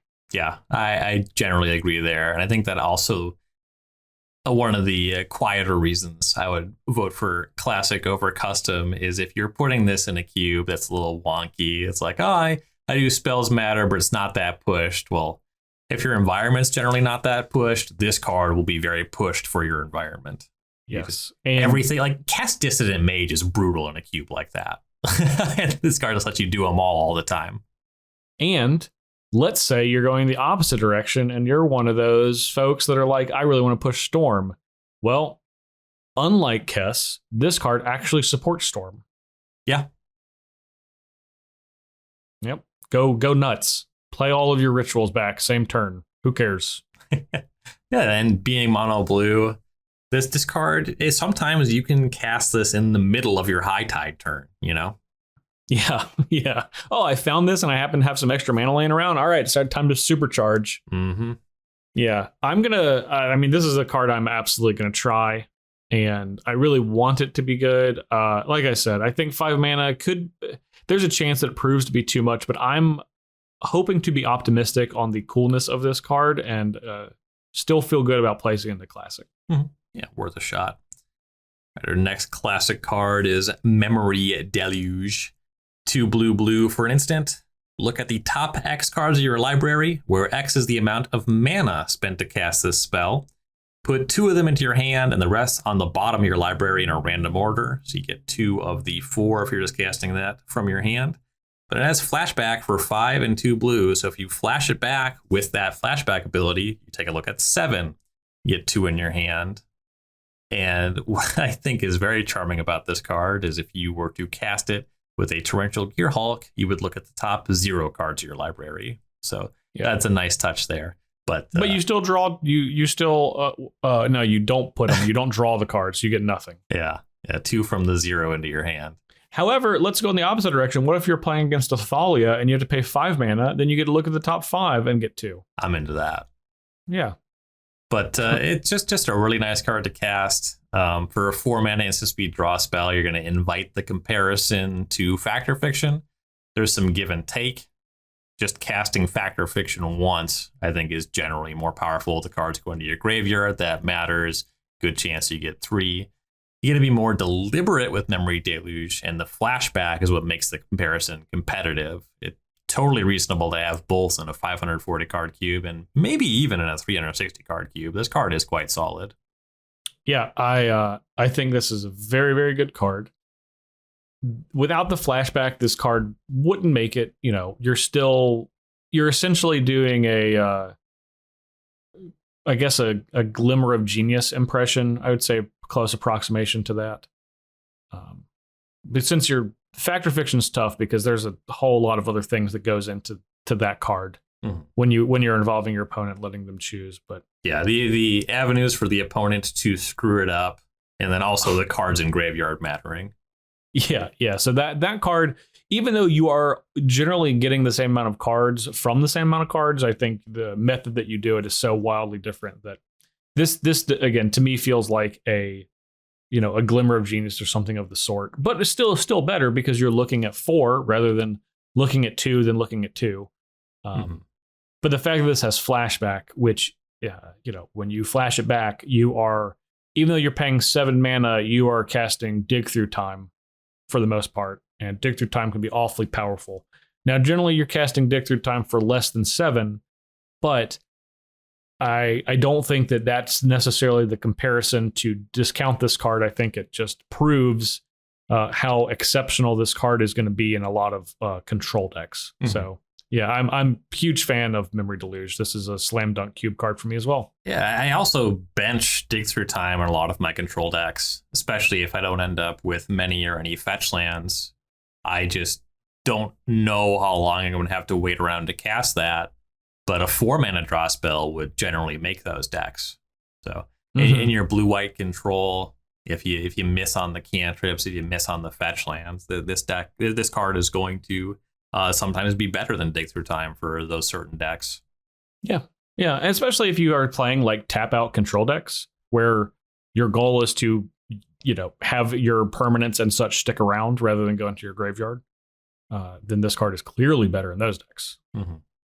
All right, next up, I love a couple of the few cards coming up. But one of these that I really love, man, blue actually really kind of made out like a bandit with this in this set. Yeah, a lot of sweet cards. Yeah, and the good cards are quite good.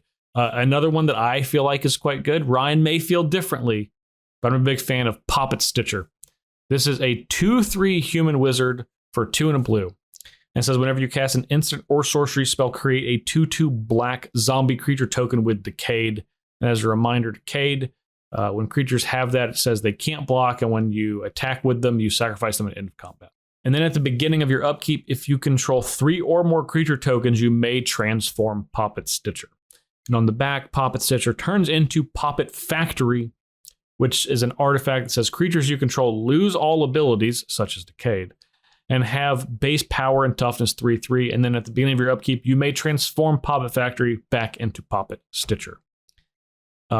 I think that cards like Young Pyromancer and even more recently Sedgemoor Witch are really, really great cube cards, even though this is making creatures that don't necessarily stick around for the long term and cannot block. And that's actually a bigger drawback to the Cade creatures, the fact they can't block. 2/2 zombies are pretty huge, and I would like this card if it didn't have the backside, but the fact that it does means that I absolutely love this card. The backside is actually fairly important for me. Yeah. And I agree. Go ahead. Some of that is insulation against sweepers if you're able to get those tokens really quick, and then you transform it, and then you can flip it back if you think you need to make more tokens. I like the comparison to Young Pyromancer, Sedmore Witch. I would also relevantly bring up Monastery Mentor. And there's some give and take with all of these. Young Pyromancer, of course, costs 2. Sedmore Witch has Ward. Monastery Mentor both has prowess and gives the tokens prowess. And when you talk about what's left behind when the creature is eliminated, I think Poppet Stitcher ranks the worst of all of them. No doubt. Because you have tokens that can't block. If your creatures are getting killed, you're not necessarily going to be able to execute the best aggressive lines with those decaying zombies. I do think being blue is a huge point in Poppet Stitcher's favor. Mm-hmm. Also, if you already control one and you're playing a game where you think you can confidently cast a second, that's going to make it really easy to get up to 3 tokens combined with your Young Pyromancer and your Poppet Stitcher. And then when you transform to the Poppet Factory, that means your elemental tokens are also 3/3. So just being in the right base color, that's a point in Poppet Stitcher's favor. I do like the card. I am wary about it costing 3 and just leaving the least behind of any of these cards. That's my concern. That's a fair concern, and that is absolutely true. I would say that being in the color that is providing it the most instants and sorceries to trigger is a huge deal.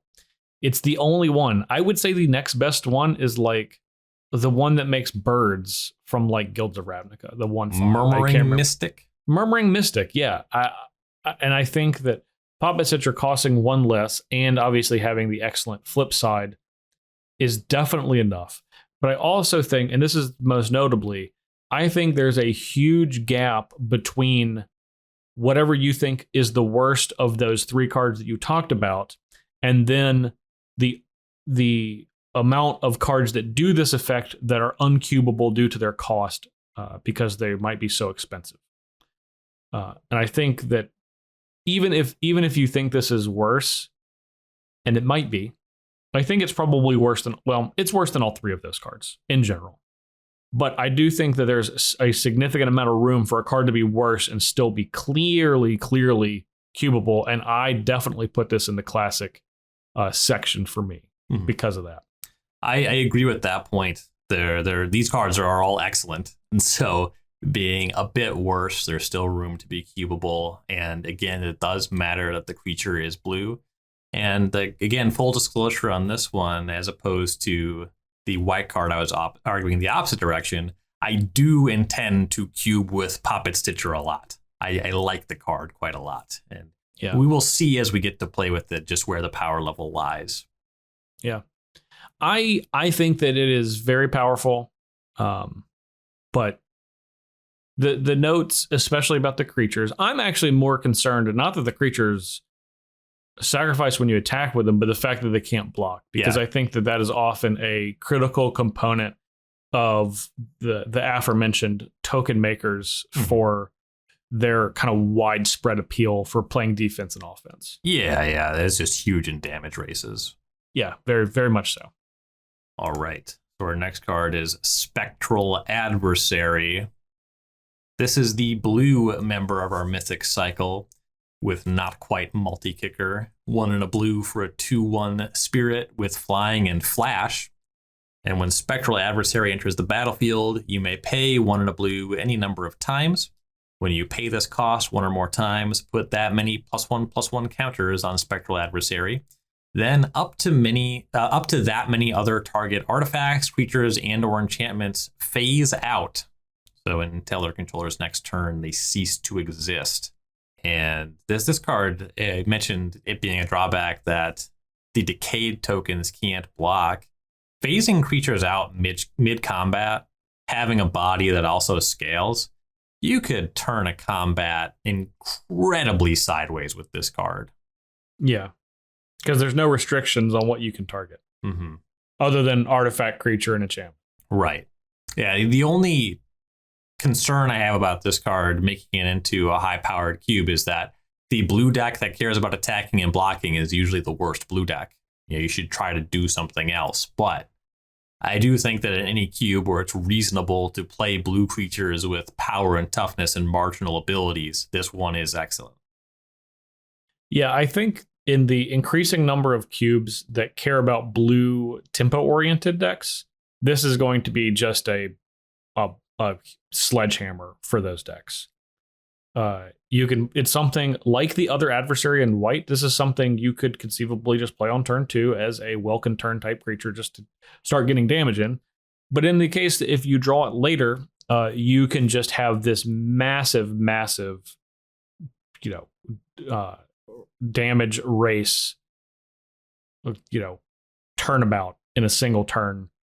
4 mana gets 1, 6 mana gets 2, and then you're also, again, kind of like the other adversary, you're making it bigger. So if you cast this for 6 mana, it still is a 4/3 flyer, which is obviously kind of a big deal. That's a huge flyer and a huge chunk of life, with either saving your creatures or removing your opponent's stuff from combat or during combat in most cases. Mm-hmm. So I'm not like hugely on this card, because I think that the application of those decks existing is currently narrower than maybe you are believe, or maybe I believe that it's narrower than you believe. I still think this card is good. This is my Poppet Stitcher. I'll put it that way. Sure. Yeah, and part of me putting this in, this card, it's only specific. It only would be custom because blue doing ordinary things is not ordinary in high-powered cube. Like, blue engaging in combat all the time just isn't what you do when you can play Counterspell and Ancestral Recall. But it is going to become more common all the time. We keep seeing more blue stuff that's good at attacking and blocking, and reasons for cubes to just broadly be about that sort of thing across all 5 colors. Mm-hmm. And something that I've been working on is I'm really into blue-black aggressive decks. I really like it when a cube incentivizes being aggressive with blue-black. And some of that is the blue-black ninjas, specifically some of the ones from supplemental products. They're the ones that draw extra cards in blue and black. Blanking on Yuriko, the Tiger Shadow, I think is the... That's a good one. Yeah. I don't even know what that's from. It's from Commander. It's like Commander 2017. Yeah. I think. Yeah. But I like those a lot. And then just more blue creatures with flash, especially this one, because it can, like you said, protect your creatures, or just blank blockers, which means the ability to connect with your ninjas more. Yeah, I mean, I don't dislike this card. I just think that this is going to be it's just going to be a flash creature most of the time, because I think it's more difficult to set up scenarios in blue where you're able to take advantage of that than it is with any other color. So this is going to be like a blues card that plays support to like the primary function of your deck if you care about combat. In most cases. Yeah, you probably have to be in the market for that 2-mana 2/1 Flying Flash. And exactly. I think mostly with these cards, you're kicking them because you top decked them, not because it was your long-term plan. So that just reinforces that you need to be a deck that wants to cast this card on curve. Yes, exactly. Now, if it is, I think this card is very good, and it's probably one of your better cards. If you are actually able to play a blue tempo deck, this card is ridiculous. I just think the scale of how good this card is in any environment is very, very wide. Mm-hmm. So that is kind of what concerns me of putting it into classic, but I do believe that its ceiling could reach that. Sure. All right. So another transform card, our last blue transform card that we have in the classic section. And it took them 15 years, but they finally did it. They finally made an improvement on Luderiel Core. I didn't think it would ever happen. Suspicious Stowaway. This is a 1/1 For 1 and a blue, it is a human rogue werewolf. Suspicious Stowaway cannot be blocked. Whenever Suspicious Stowaway deals combat damage to a player, draw a card, then discard a card. And it has, of course, Daybound, as it is a werewolf.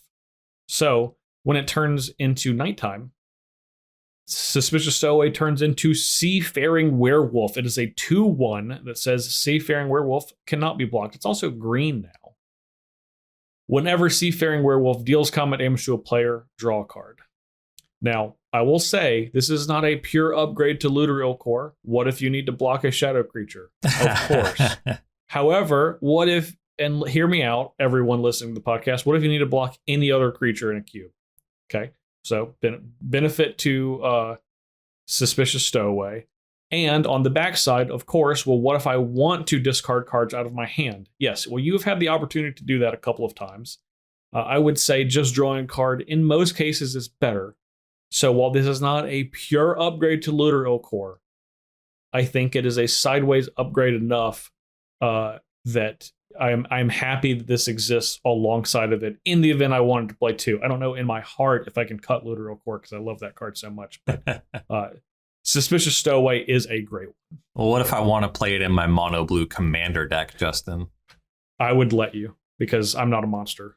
Yeah, I can't stand that rule. But anyway, it is literal the worst, most nonsensical rule. Technically illegal, but yeah, I love this card. My plan is to play it alongside Looter Core. I just talked about how I like blue-black aggressive decks, so having both of those in my deck and trying to discard Bloodghast and the Skyclave Shade, super into it.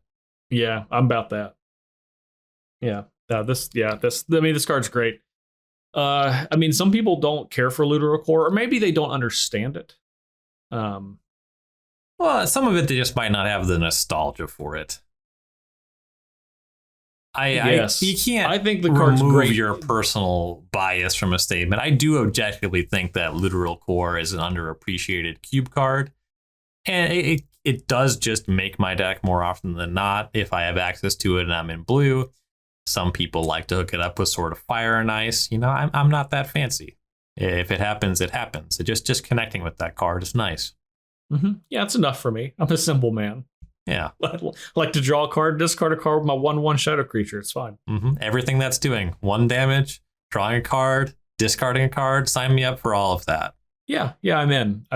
So look, this card turning into an unblockable 2/1 that when it hits, it draws your card. That's a pretty big deal. Now, I will say that drawing you cards does help it turn back into the day side because it's going to assist you in playing 2 spells at the same time. But then you're just back to Looter, of course. Everything's still fine. Yeah, that's what you should be signing up for anyway. Yeah. So exactly, that's what you signed up for. The Seafaring Werewolf is just the bonus that you get to have for a turn or so throughout the game. Yeah. Look, I do remain a little bit miffed that they quote unquote improved on Looter Core. However, when it comes to the play patterns of this card, it is nice that you're getting 2 good deals. I don't think I would really ever agonize about trying to transform the card one way or the other. No, it's just whatever happens. Right. Yeah, I'm never going to go out of my way to not cast a spell or try to cast 2. I'm just totally fine with whichever side I'm on. Mm-hmm. I will be perfectly content with whichever I end up with. So double thumbs up for Suspicious Stowaway. Oh, yeah. All right, and that's going to do it for classic cards in blue. So let's get into some weirdos. First custom card has incredibly troubling art. His Curse of Surveillance. Might be an understatement. It is painful to look at. 4 and a blue for an enchantment or a curse. Enchant player. At the beginning of enchanted player's upkeep, any number of target players other than that player each draw cards equal to the number of curses attached to that player. So from the jump, I am more sympathetic to and excited by a one-sided Howling Mind than Justin. But I think generally, if this card shows up in cubes, it's mostly going to be multiplayer cubes. And you both can play this as a nice political card because any number of that player's opponents draw a card when this triggers. You can also just keep the cards for yourself. Yeah. How much are you willing to pay for a one-sided Howling Mine, Ryan? So Because I think that's the theme of this episode. yeah, it's like a game show. You try to determine how interested I'm in a one-sided Howling Mine. So when I was first playing casually, one of my friends in high school, he would play the card Heightened Awareness, because when he first started playing it was during like Nemesis block. Yeah, it's from Prophecy. Yeah. And I know that card. Because it's from great Prophecy, art, it's horrible. And you already know the card, but it's 3 blue. When it enters the battlefield, you discard your hand, so I already love it. Yeah. And then it's a one-sided Howling Mine. You just draw an extra card in all your turns. So you know the thing about that, it's like that's a card that they would like conceptually print now when it's like there's a benefit to discarding your hand. But for that block, it was just like back then it was like, well, discard all your overcosted 3/2s. Well, it was actually much worse because it was the opposite of the mechanic of Prophecy, because Prophecy, one of the big mechanics of the set was you wanted to tap all of your lands, but Mana Bird existed. So if you discard your cards, you don't have any spells to cast immediately. So like on your next turn, you're just like, well, shit, I guess I either just have nothing to cast and I don't get the benefit of the rest of the cards that are in this. Because if I'm putting more Prophecy cards in my deck, if I have fucking Heightened Awareness in my deck. So I either have to sit here and not be able to cast anything, or just tap 6 lands and just take 6 damage to get the benefit from it. So it's all just nonsense. It's literally I don't think another set has aged as poorly as Prophecy, and it doesn't get as much shit as it should because of stupid Ristic Study being a common that's $30. Okay. Take that card out, and it might be the worst design set in the history of Magic. It's very possible. It's not good. They did that one for the receivables already. So if you want to hear, Cedric and Patrick also strongly dislike the set. While I pine for Heightened Awareness. So John Suarez, my friend and co-host of Commander Versus, Prophecy is his favorite set. What? No joke. It is literally his favorite set. He has like a bunch of like sealed product. He is working on a complete Prophecy set, which means every card ever printed in Prophecy in foil and non-foil in every single language. It is literally his favorite set. He has multiple like arts from that set. It's a terrible set, and he's the biggest defender of that. And we talk shit about it. It comes up a surprising amount at work where we just talk about how much we hate Prophecy, and he's incensed every time because he thinks I don't know if he thinks it's great, but he defends it to death. Is it like a contrarian thing, or like what is his position? Why does he like it? The amount of dollars he's spent in $10,000 increments would encourage me to say that it's not just a contrarian thing. The old sunk cost. Yeah, but this sunk cost, it's not like this is like a new like. Well, I just need to know what the first premise is. Like, what's going on? He just really likes having his lands tapped, or I don't know. That's just okay. I mean, yeah, what you like, whatever. He can corner the space on liking Prophecy, I guess. He doesn't have anyone to be like, I'm the biggest Prophecy fan. Everyone's like, yeah, sure. I think it's terrible. Sure. So. This is my opportunity to be the world's biggest fan of something. Exactly. And no one's going to fight me on it. I don't even remember where we were. Oh, yeah. Curse of Surveillance. One-sided Howling Mines. Anyway. Yeah, drawing 2 cards a turn is nice. And I have nothing for you if you disagree. Well, I can't argue with that. Anyway, so the next card, how about putting 2 creatures onto the battlefield for 3 mana? I think that's a good deal. Yeah. I mean, they just keep making Windrakes with upside. Yeah. This is Falcon Abomination, which, while not quite as unappealing as the multi-eyed on-fingered art of Curse of Surveillance, this is a frustrating art to look at in its own way. Falcon Abomination is a 2/2 zombie bird for 2 and a blue. It has flying, as it does. When Falcon Abomination enters the battlefield, create a 2/2 black zombie creature token with Decayed. It's a pretty solid card. Yeah. I think that it is markedly worse than the Windrake from War of the Spark that amasses. Yes. Assuming that it's your first amass. The second card with the mass in your cube is actually terrible. a lot worse than the first amass card in your cube. That's kind of a funny thought. But yeah, you don't want to add more counters. You just want to make a token. And the first amass card in your cube should be Callous Dismissal, because that card's great. Callous Dismissal is nice. I am partial to the 1/2 zombie because you get 2 zombies and you get to go off with the Crypt Breaker right away. Yeah, I like that, yeah. Anyway, a 1/1 token that can block is more valuable than a Decayed token. I'm pretty firm in that position. However, I'm also firm in the position that the kids these days don't respect Windrake the way that they should. And Windrake with upside is something to be revered. And this also gives you 2 zombies. Yeah, it's a zombie bird. Yeah. So this gives you 2 cards of a very, very relevant creature type. Yeah, this is a nice one in your Pauper Cube, especially if you're trying to balance blue. I think this card is quite solid and, of course, an improvement over Windrake, but it's a downgrade from playing stuff like Deep Analysis. And if you're trying to make it so blue doesn't just run away with a bunch of cards and make it invested in combat, I think this is a good direction for Pauper Cubes of that nature. Yeah, I agree with that. And then, of course, if you are looking at an eye towards maybe you have a tribal cube where blue and black are your zombie colors, providing 2 zombies as well as one of them that has flying, literally a Windrake zombie, that's probably pretty notable too. Mm-hmm. And the big point where I think Decayed actually gains the most value in Cube is if you have a sacrifice theme. And of course, one of the marquee zombies is Carrion Feeder. So you're going to have at least that way to take advantage of the extra bodies. Definitely. And they can still, and as a reminder for that, they can still attack and get damage in before they are sacrificed. So you can still do it all as long as it ends up with them not being on the battlefield in some form or fashion. Right. And speaking of incidental zombies, our next card is Flip the Switch. 2 and a blue for an instant. Counter target spell unless its controller pays 4. Create a 2/2 black zombie creature token with Decayed. So this is not exactly a pure counter spell, but 4 is a lot to pay.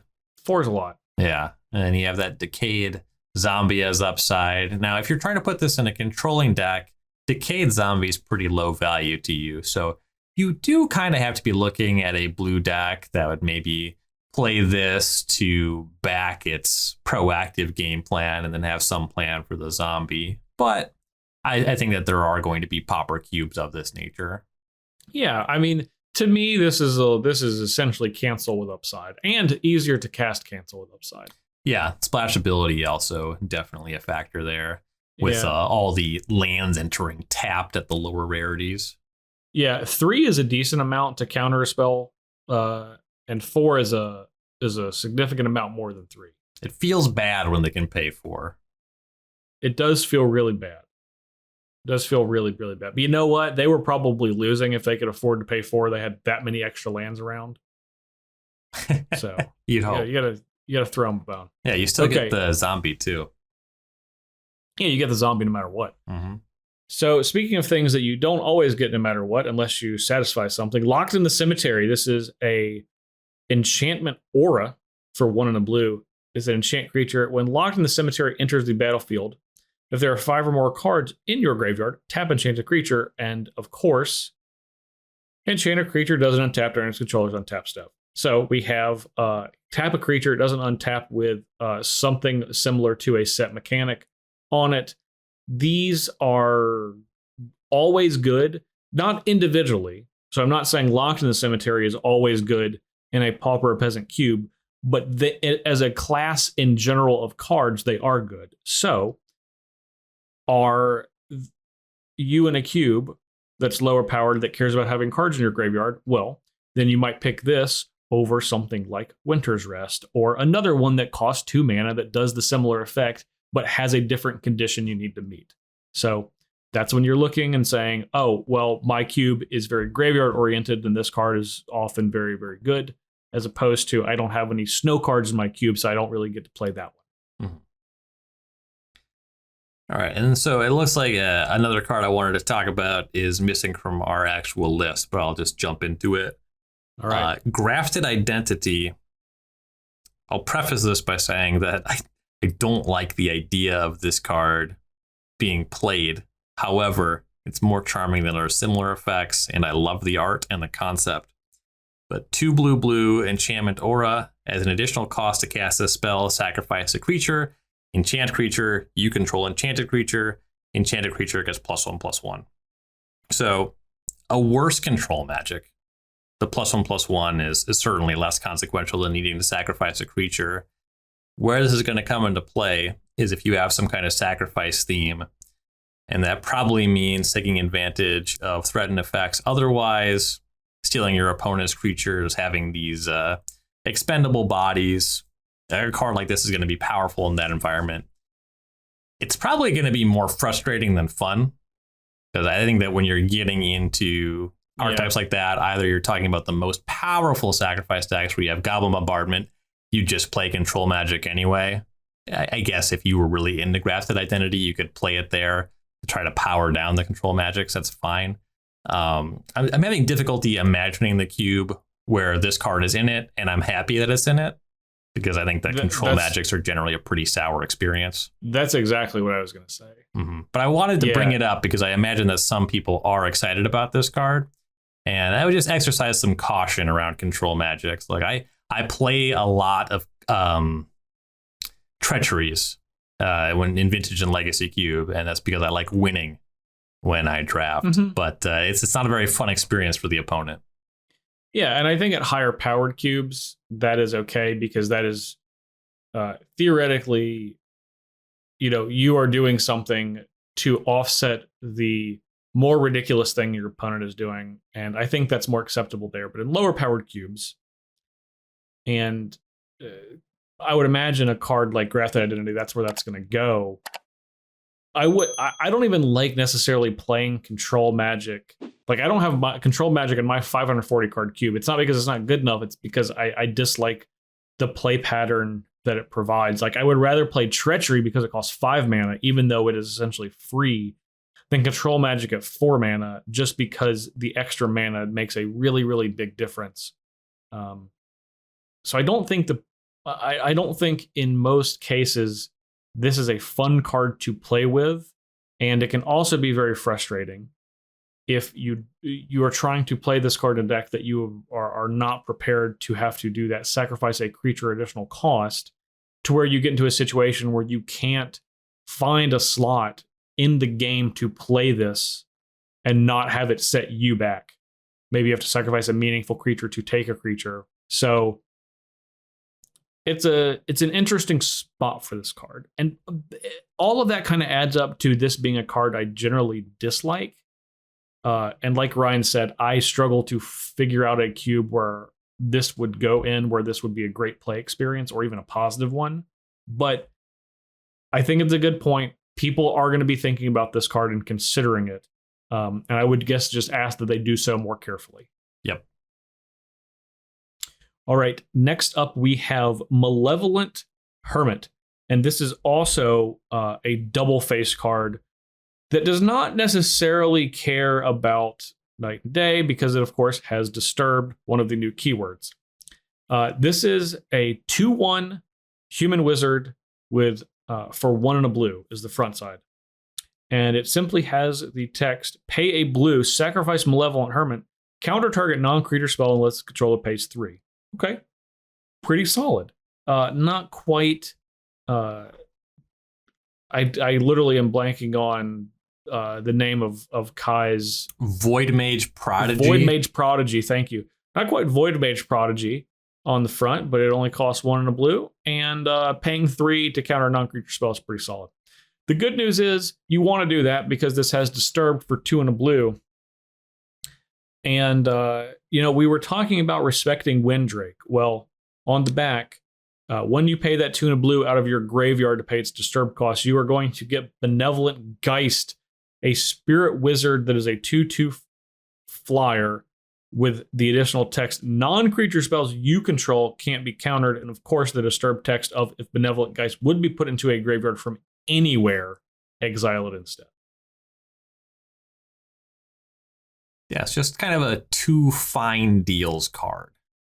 Yeah, two fine deals. That's kind of what we're getting with Disturb. And yeah, the reason this is more custom than classic is going to go back to that point where blue's not generally heavily invested in attacking and blocking. I do like cubes where there is more of an aggressive slant to blue just to put it on more even footing with the other colors, or at least following the same play patterns. And if you like some 4-mana meaningful spells, planeswalkers, this is something your opponent usually needs to solve before they can try to cast one of those. And you have a neat little flyer on the backside. So this is a card that I certainly intend to cube with. It is a human and a wizard, but it is mostly just fine. Yep, I agree. Two okay deals.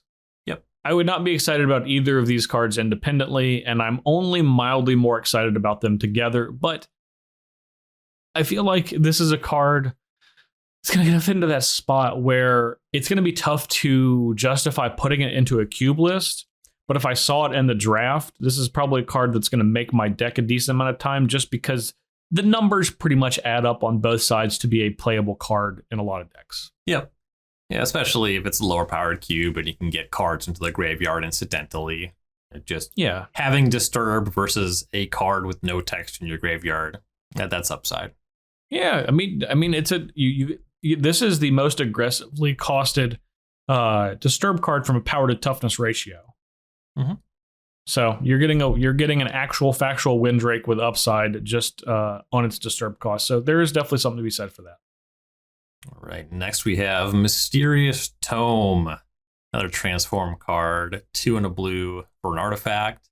You can pay 2 and tap it to draw a card, then transform Mysterious Tome into Chilling Chronicle, which is an artifact. You can pay 1 and tap it to tap target non-land permanent, and then transform it back. Keep in mind, you do not untap per object when you transform it, just staying in play, staying tapped. So you're going every other turn, at least turns that you use it, drawing a card and tapping something, which makes for a pretty fun card, just that back and forth. Yeah. Generally, if you have the mana, you're just activating it every turn. I can imagine some corner cases where there's incentive to leave it on one side because some other card cares about something, or just leaving up the ability to, say, tap a blocker is maybe putting your opponent in a precarious position. So this card's pretty charming. It's probably like a lower power level peasant cube kind of card. Definitely. Yeah, I don't even think it has to be necessarily rarity restricted, but definitely a lower power level card. This is just a nice little control card. I'm sure that in actual factual Midnight Hunt Limited, this is going to be a pretty solid card. Yes. As these are 2 independent cards that I would be happy to draft if they didn't transform into each other, which I would say probably makes it slightly worse, but they're both pretty good. Doing an Icy Manipulator and a JMD Tome at reduced cost, essentially for each, is a nice place to be. So lower powered cubes and peasant cubes, I would imagine this would be a fun one to add, and I'd imagine probably plays pretty well too in those situations. Definitely. All right, so now we have finally the enchantment that is caring about the set mechanic to do a thing, and that is Ominous Roost. So Ominous Roost is an enchantment for 2 and a blue, and when Ominous Roost enters the battlefield, or whenever you cast a spell from your graveyard, create a 1/1 blue bird creature token with flying, and this creature can only block creatures with flying. So in, like pretty much every time, and a lot of times it is blue. So like in Zendikar Rising, we have like Roost of Drakes. In I can't think of we have like Burning Vengeance and Original Innistrad. It's something that you care about, and then you're going to do a thing, and it's an enchantment that provides you a little bonus whenever you do the thing that the set wants you to do. Mm-hmm. Yeah, I'm actually really happy to see this card in the file, because Burning Vengeance was just one of the marquee cards of Triple Innistrad draft. And it would just, when you cast a spell from your graveyard, it dealt 2 to any target, and it cost 2 in a red. Ominous Roost, the 1/1 flyers, they can only block flyers. Like, whether that's worth the same as 2 damage, fairly contextual. Generally, Burning Vengeance is a more powerful card, but there's ways to do more with those bird tokens. Big thing about Ominous Roost, modern design conventions, you get that token right away before you do anything. That's nice to have. But the reason I really like this card is one of the watered down parts, one of the things that got worse drafting Dark Ascension with Innistrad is Secrets of the Dead, 2 and a blue enchantment. When you cast a spell from your graveyard, draw a card. That being a mandatory draw and not a pick to the battlefield is like 10 times worse than Burning Vengeance. I know that I've been talking a lot about liking one-sided Howling Minds, but with 40 card decks, It's been the mandatory theme draws. Yeah, it may as well just be the title here. Burning Vengeance is actually like 1 game, and having multiple Burning Vengeance was good. Having multiple Secrets of the Dead would run you out of cards. And Ominous Roost is actually more capable of actually closing the game. And so if you're trying to do like an Innistrad plane cube, I think Ominous Roost is a very cool get. I think it's great that it gets you going by entering the battlefield and just giving you a bird immediately. Mm-hmm. That's going to do a lot to encourage you to actually try to push forward and build around this in a draft. And that's in limited or in cube. And having multiple of these for cube, like being able to like have a cube where you're pairing this with something like Burning Vengeance, and there probably is other ones too. Secrets of the Dead, like you mentioned, but there's I'm sure there are other things that, like when you cast spells out of your graveyard, getting a critical mass of those on for non-embarrassing cards is definitely meaningful when you're trying to build that sort of archetype into your cube. And this slots exactly into the place with Burning Vengeance of this is a meaningful payoff card, and I think you need multiple of those to have it work. Yeah, and if you're into that sort of thing, you can't do this one if you stick to Innistrad, but a card mechanically that I really like for these kind of shells is Flame Jab, which has Retrace as 1 red mana sorcery, deal 1 to any target.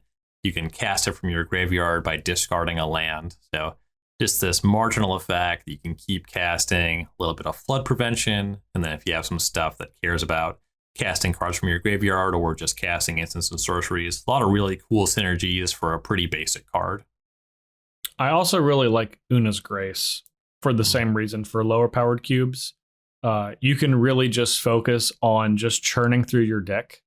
Una's Grace also has the same mechanic where you can retrace, where you can discard a land, and that's an instant for 3 mana that just says draw a card. Mm-hmm. So, yeah, but those type of cards are definitely good to kind of be archetype driven cards to get you going as to become part of an engine. All right, our next card is Oregon Hoarder, 3 and a blue for a 3/2 zombie. When Oregon Hoarder enters the battlefield, look at the top 3 cards of your library, put 1 of them into your hand, the rest into your graveyard. That's just good, honest, slightly overcosted value. Just a totally reasonable card for your lower powered cubes. Yep, that's a pretty simple one. I totally agree. So next up we have, this must be a flip card. I got to go to our other section. Overwhelmed Archivist. Overwhelmed Archivist on the front is a 3/2 human wizard for 2 and a blue. Whenever it enters the battlefield, draw a card, then discard a card. All right, so a single little loot on a 3/2 for 3. Not too bad. But of course, it also has Disturb. So you can pay the Disturb cost of 3 and a blue, exile it from your, or cast it from your graveyard as Archive Haunt. Whenever Archive Haunt attacks, draw a card, then discard a card, and it is a 2/1 flyer with the classic Disturb text. If Archive Haunt would be put into a graveyard from anywhere, exile it instead. Looting is pretty solid. Again, this provides you with 2 okay cards on each side. If you care about getting more towards that graveyard-oriented theme in your lower-powered cube or your peasant cube, I think that this is a pretty solid addition. Because even though it's not something like Merfolk Looter where you can do it multiple times, it's providing you a much bigger body. Even though it only does it once, it doesn't cost you any additional mana or resources to do it. So I do like it for those cubes. Again, it is a little bit lower powered, but it's ultimately providing the type of function that you want. Yep. 3/2 body is totally fine to show up and get into combat early, and then you have some flood insurance late. So a lot to like about lower powered, certainly a little bit more combat oriented environments. Then our next card is Patrician Geist, 2 and a blue for a 2/2 flying spirit knight. Other spirits you control get +1/+1, just like every other spirit ever printed. And spells you cast from your graveyard cost 1 less to cast. So if you're trying to do spirits, you have another lord here. It costs 3. There's this pretty good clip of 3 mana cards that pump your flyers and pump your spirits. So a little heavily saturated there. I'm a little bit more interested in spells you cast from your graveyard cost 1 less to cast.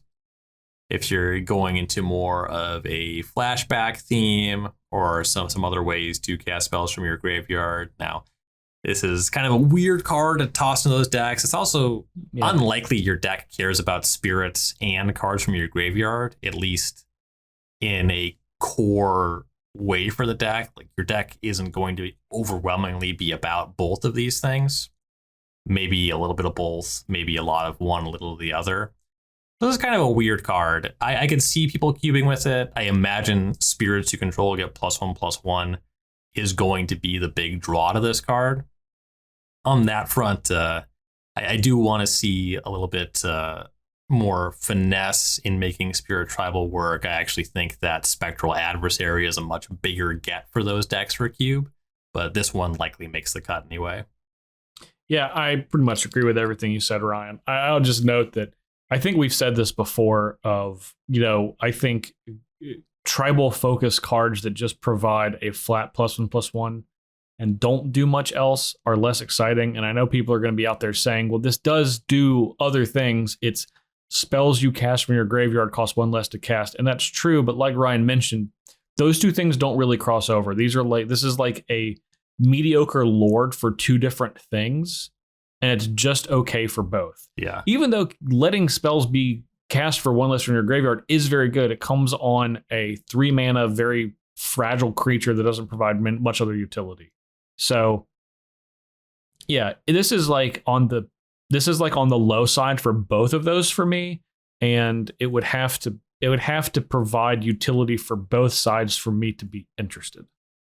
Yep. Yeah, I think that flashing back Lingering Souls for 1 black mana isn't really putting anything over. Lingering Souls was already there. I'm not more convinced of this card for that. Yeah, totally agree. All right, next up we have Shipwreck Sifters. This is a 1/2 spirit for 1 and a blue. When it enters the battlefield, draw a card, then discard a card. So another loot is upon entry. And then the only other text on the card is whenever you discard a spirit card or a card with Disturb, put a +1/+1 counter on Shipwreck Sifters. This is something that I would say is pretty specific to like making either like an Innistrad or like tribal focused cube. But I wanted to mention this one because I feel like that this card is really easy to overlook in those cubes. But if you're set up to basically always discard a spirit or a disturbed card, this is a 2/3 for 2 that loots 1 time with some sort of additional bonus, because those are generally 2 things you want to put in your graveyard. So this card I think is like greater than the sum of its parts when you are able to focus on doing that thing in your cube. And I would imagine the same is probably going to go for Midnight Hunt Limited too, but yeah, those just being specifically independent with clauses is very significant. Exactly. Yeah. So not a huge meaningful card anyway, and it's going to be pretty narrow. But this is one that we've talked about last week. We talked about making like an Innistrad or a set cube. I wouldn't forget about this if you're going down that path. All right. Next we have the Sludge Monster, 3 blue for a 5/5 horror. Whenever a sludge monster enters the battlefield or attacks, put a slime counter on up to 1 other target creature Non-horror creatures with slime counters on them lose all abilities and have base power and toughness 2/2. So this is going to be one of those cards for a lower powered, more combat centric cube. I like that this is just fine on rate. Like getting a 5 mana 5/5 in blue, just not a ton of stuff with stats like that, and then messing up the texture of combat. This card just seems very fun to me. It's not that powerful, and that's part of its charm, is playing in an environment where cards like this get to shine. So it'll be a little bit of a wonkier cube, but this card's very neat, and I like it. Yeah, I think that this is a card that, because of its stats, because it's a 5/5 for 5 with a cool ability, in lower powered cubes, this probably is like a monster, and I don't know, I actually think it's kind of a fun play experience. Because there's nothing on it that prevents it from just dying to a removal spell. But it's meaningful enough to where it can, you know, beef around in combat because of its size and provide some other ability in the meantime. So I like it. Like one of those cards. I know when I think about Commander, I'm a lapsed Commander player. I think about Soul Ring and just some other mana ramp and drawing a bunch of cards and maybe one or every player at the table trying to infinite combo. And then if I walk around the store on Commander Day and I see a table and one of the players controls Sludge Monster, I just think, man, that person is so much happier than I am. Yeah. Yeah, they're doing what they love right now. Mm-hmm. Yeah. Yeah, I can get behind that. Now, you're just talking about a card for a command-oriented cube. Let me lay this one on you. Startle. It's an instant for 1 and a blue.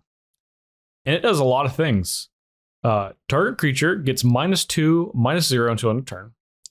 Create a 2/2 black zombie creature token with Decayed and draw a card.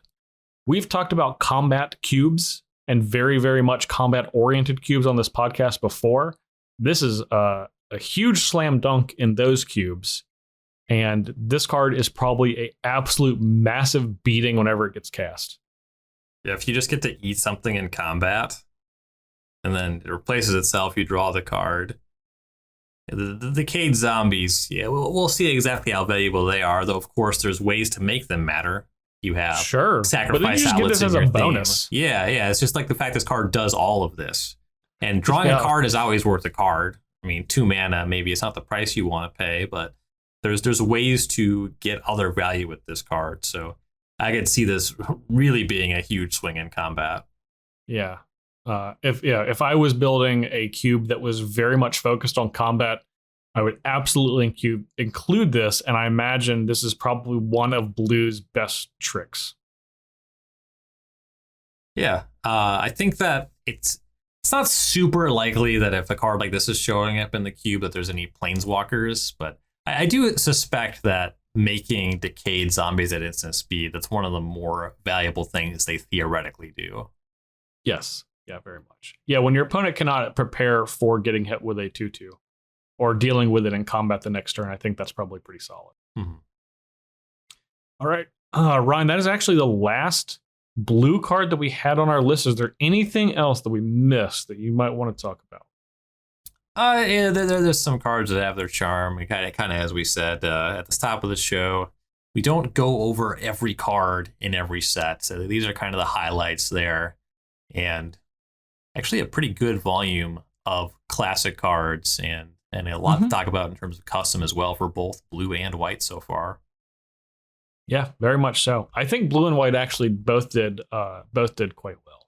They both got some cards that are like slam dunk classic cards too. And they're not necessarily the fanciest things, but something like Consider and Memory Deluge in blue, which are going to make just a million cubes.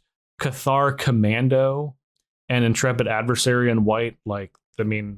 You're talking about some 3/1s for 2, but the utility they provide and just their general usefulness without being too crazy for a power level in either direction. Yeah, I think white and blue did extremely well with this set for cube.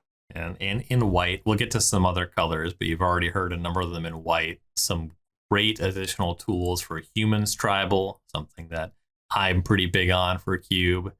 I will say that Spirits Tribal still falls pretty flat for me. This set did not quite get us there. Yeah, we just talked about the Lord in this set and poo-pooed it a lot. Mhm. So that's probably all that you need to know for how it worked out for Spirits in this set. Yeah. But I will say, all of the disturbed creatures are spirits. So maybe a little bit more there. Maybe you tilt it to be a little bit more graveyard oriented with your spirits. Because maybe if you look at it from that angle, all of them are providing card advantage by being able to cast directly from your graveyard, even if they're slightly overcosted. But yeah, I do think that there's a lot more going on for Spirits for that Innistrad plain style cube. Yeah, so definitely something going on there with the disturbed cards. For sure. All right. Well, that is white and blue for Innistrad Midnight Hunt. We'll obviously be back next time talking about black and red. And then we'll finish up with green and everything else, because there are actually a huge amount of multicolored cards in this set. So white and blue today, black and red next time. If you would like to subscribe to the 540, you can do so on Apple Podcasts, Spotify, Google Podcasts, Amazon, Stitcher, YouTube, your local podcast app, anywhere you're listening right now. If you can leave us a review, we would always love it. Just tell us we're the okayest podcast in the land and we'll love you forever. 5-star review, text review, anything will do. Anything that feeds the hungry algorithm is always very much appreciated. You can find me on Twitter at jparnell1, as well as my other podcast, Think Twice MTG. It's a magic and pop culture show. Everywhere you can find podcasts and everywhere you can find the 540, so just search for that as well. And then, of course, on Commander Versus every Wednesday on StarCityGames.com and YouTube. All right, and you can find me at Ryan Overdrive on Twitter, and my articles weekly on StarCityGames.com. This week I should have my top 10 overall cube cards from Innistrad Midnight Hunt going up. I do one of those for every set. And then who knows what's happening next week. You'll have to stay tuned. You can find my articles on StarCityGames.com, updates on that, and then my general musings on Twitter at Ryan Overdrive. All right. Thank you all very, very much for listening. One down for Innistrad Midnight Hunt, a couple to go. We'll catch you next week.